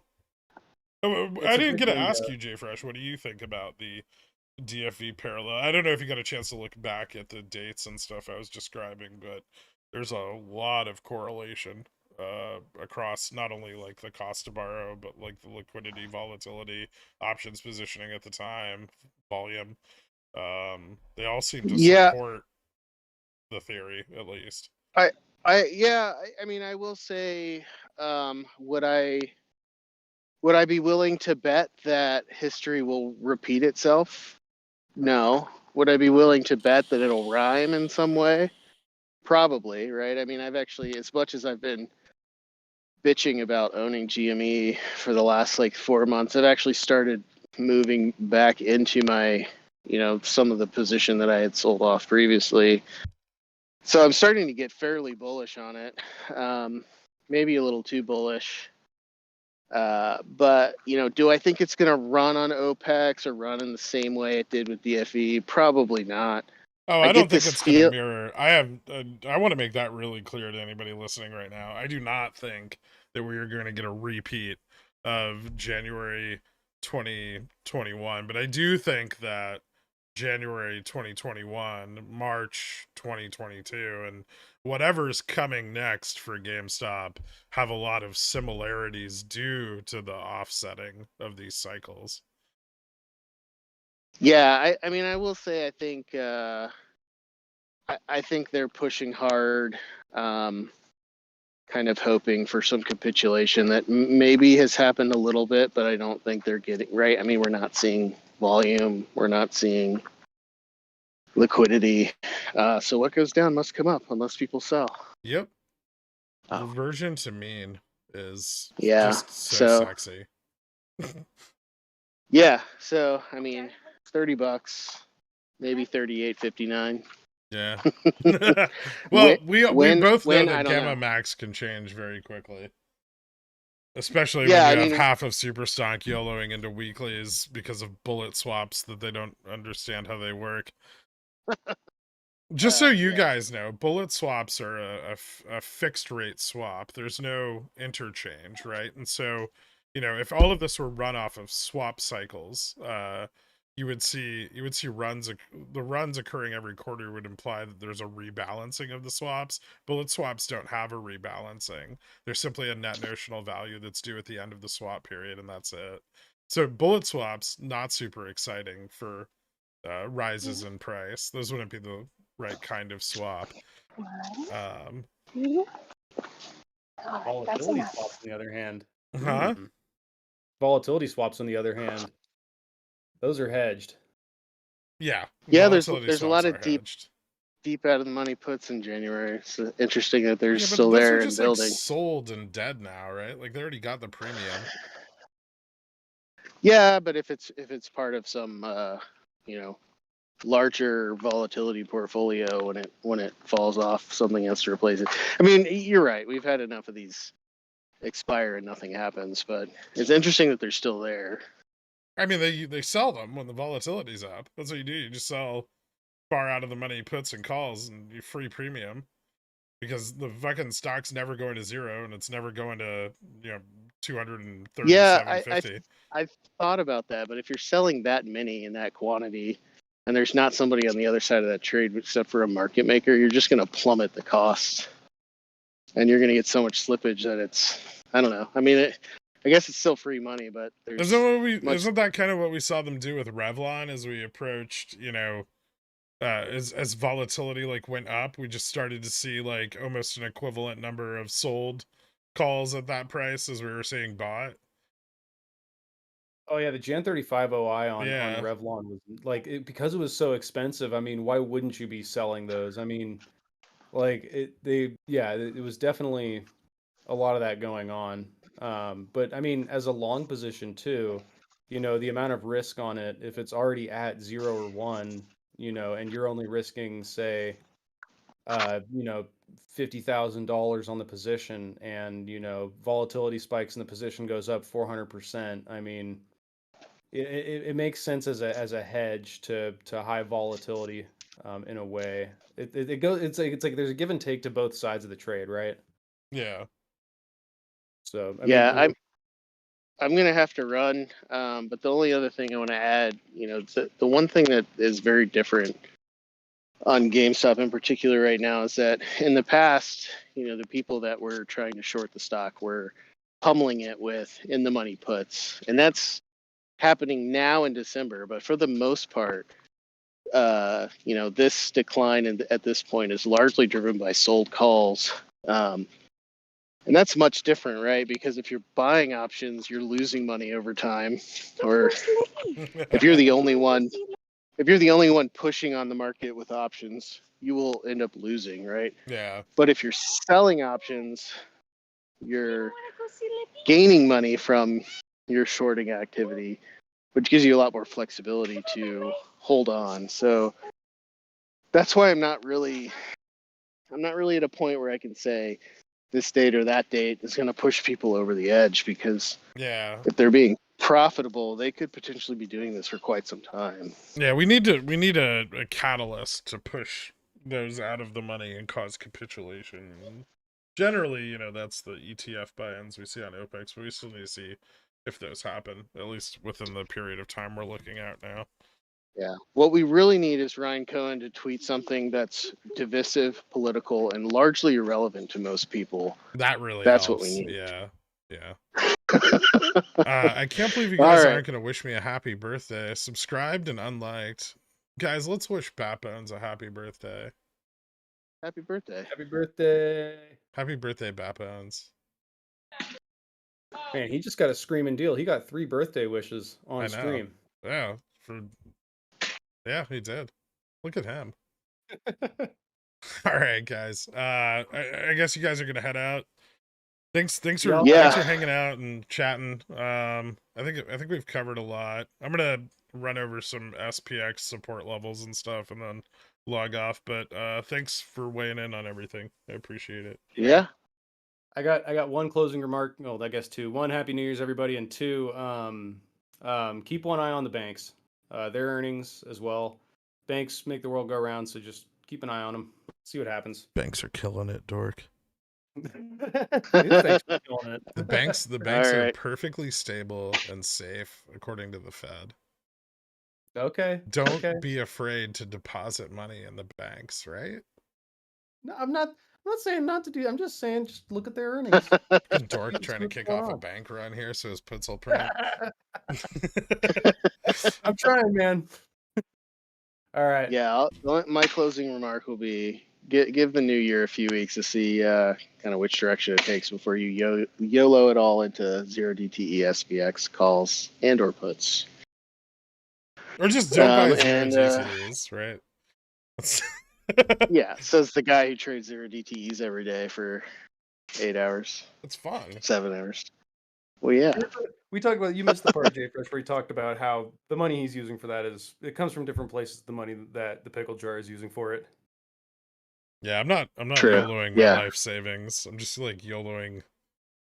Also, I generally have positioning on SPX that's much bigger and already profitable on either side of my shitty 0 DTE trades. But yeah, I will say I looked at my retirement fund today, just kind of getting a sense of the year. And with all the stuff I put into it through the downside, it doesn't look that bad. I mean, I think it's only down like 9%, including what I put in with the matches and everything. That's really good. So Nice, dude. Nice. So, it's, put your money in, make sure you have a stable environment. Don't YOLO your rent, and you know who you are. Pay your rent before you buy your weeklies. Yeah, right? Yeah. Half square. Pay your fucking rent, dude. Then YOLO your extra 3 jobs worth of money into weeklies. All right. Yeah. All right. Take care. Later, guys.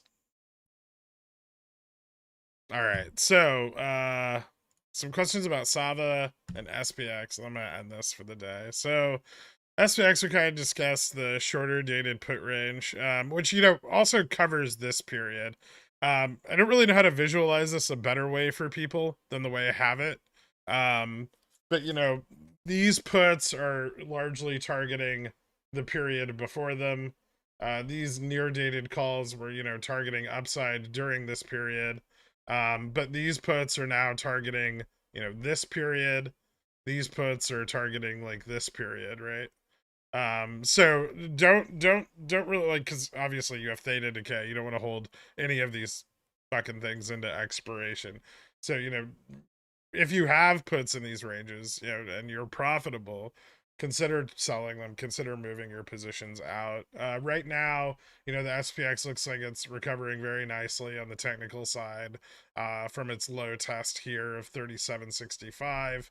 I think this is going to continue over the next couple of weeks. I don't know how high we're going to go. I would say, we probably have a soft cap here that's not really highlighted, but like beyond the 3,900 range with the current positioning doesn't seem very likely. Like Jay Fresh said, we saw a lot of, bull side premium fall off as well as short premium, right? And so we have a market that's positionally, not being pulled in any one direction in a very strong way. And we're still a couple weeks out from SLD. So margin during this period's not as strong, and we probably can't realize the same volatility we're realizing back here. However, I do think we'll inch higher. I think most of our data lately has been pretty bullish, but we've been held back a lot by the collar positioning. Now that the collar is rolled out, I think we can start to see a little bit more confidence to the upside. But the range is narrow. We're at 3840 now. 3900 is kind of the top side of that. And then, I would be cautious betting on the downside through CPI and PPI. But as we approach the end of January out here, we're going to start to see those earnings come in. And I think that's where we can start to see, more downside. So either look to upside movements as a good entry opportunity for puts, or, try to just play everything kind of close to the chest and, take what the market gives you in the short term. We still remain volatile. VIX is still elevated, closing out the day Friday at 21. We really want to see this drop below 20 before we see any like strong bullish momentum. And we really want to see a drop below like 18 before we start to see any significant put build up. So right now, I think positionally the market's going to just grind up. But it could move faster. The collar roll off changes some things. So just be prepared for some upside locally. And then, use that if you still feel, bearish, to use that to position downward. You don't necessarily have to play both sides of it, right? If it runs excessively, that adds a lot of credence to a bear case. And then for Sava, I've also been selling CSPs on this shit like crazy. They're worth a ton of money. It looks like it found a little bit of a floor here, but it does still have some room to drop. Delta neutral earlier in the week was let me look at where it is now, actually. It's probably so I can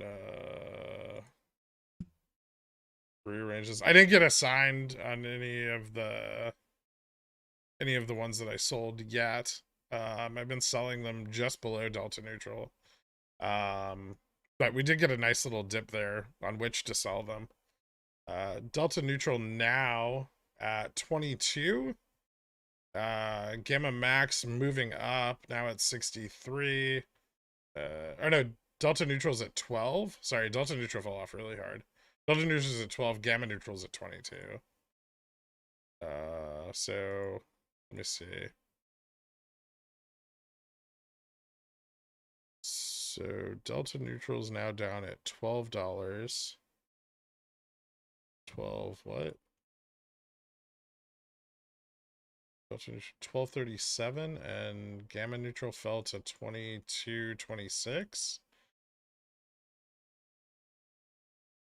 So this is now down at 22. That's close enough. And 1230. So yeah, 25s are a little bit more at risk now, especially if this, gets hammered down again. I like the bounce. I like the turnaround. Sava had a little bit more realization of like OPEX periods than GameStop did, or Upstart, but I think it still hasn't fully realized the liquidity. And so, it hasn't had a good OPEX run since like September. It's about due for one. It runs on an off cycle to GameStop and Upstart. Their ETFs don't settle around the same time, I don't think. So Upstart, I think, or Sava, I think looks really good to turn around now. So if you've been selling CSPs on it, you could probably deploy some of that capital into upside leverage. The skew on puts is still ridiculous.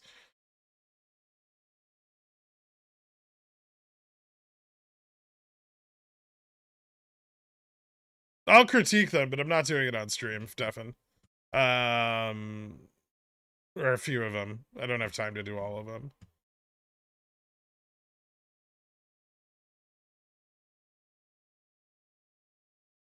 All right, and that's I think about all I'm going to cover today.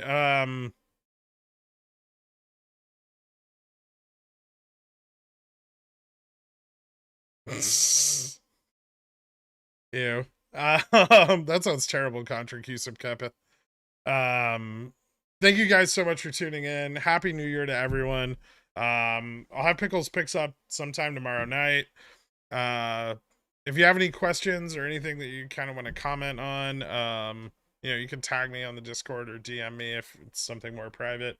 I'll be around for the next day and a half. So thank you all so much for tuning in, and I will see you for market open on Tuesday.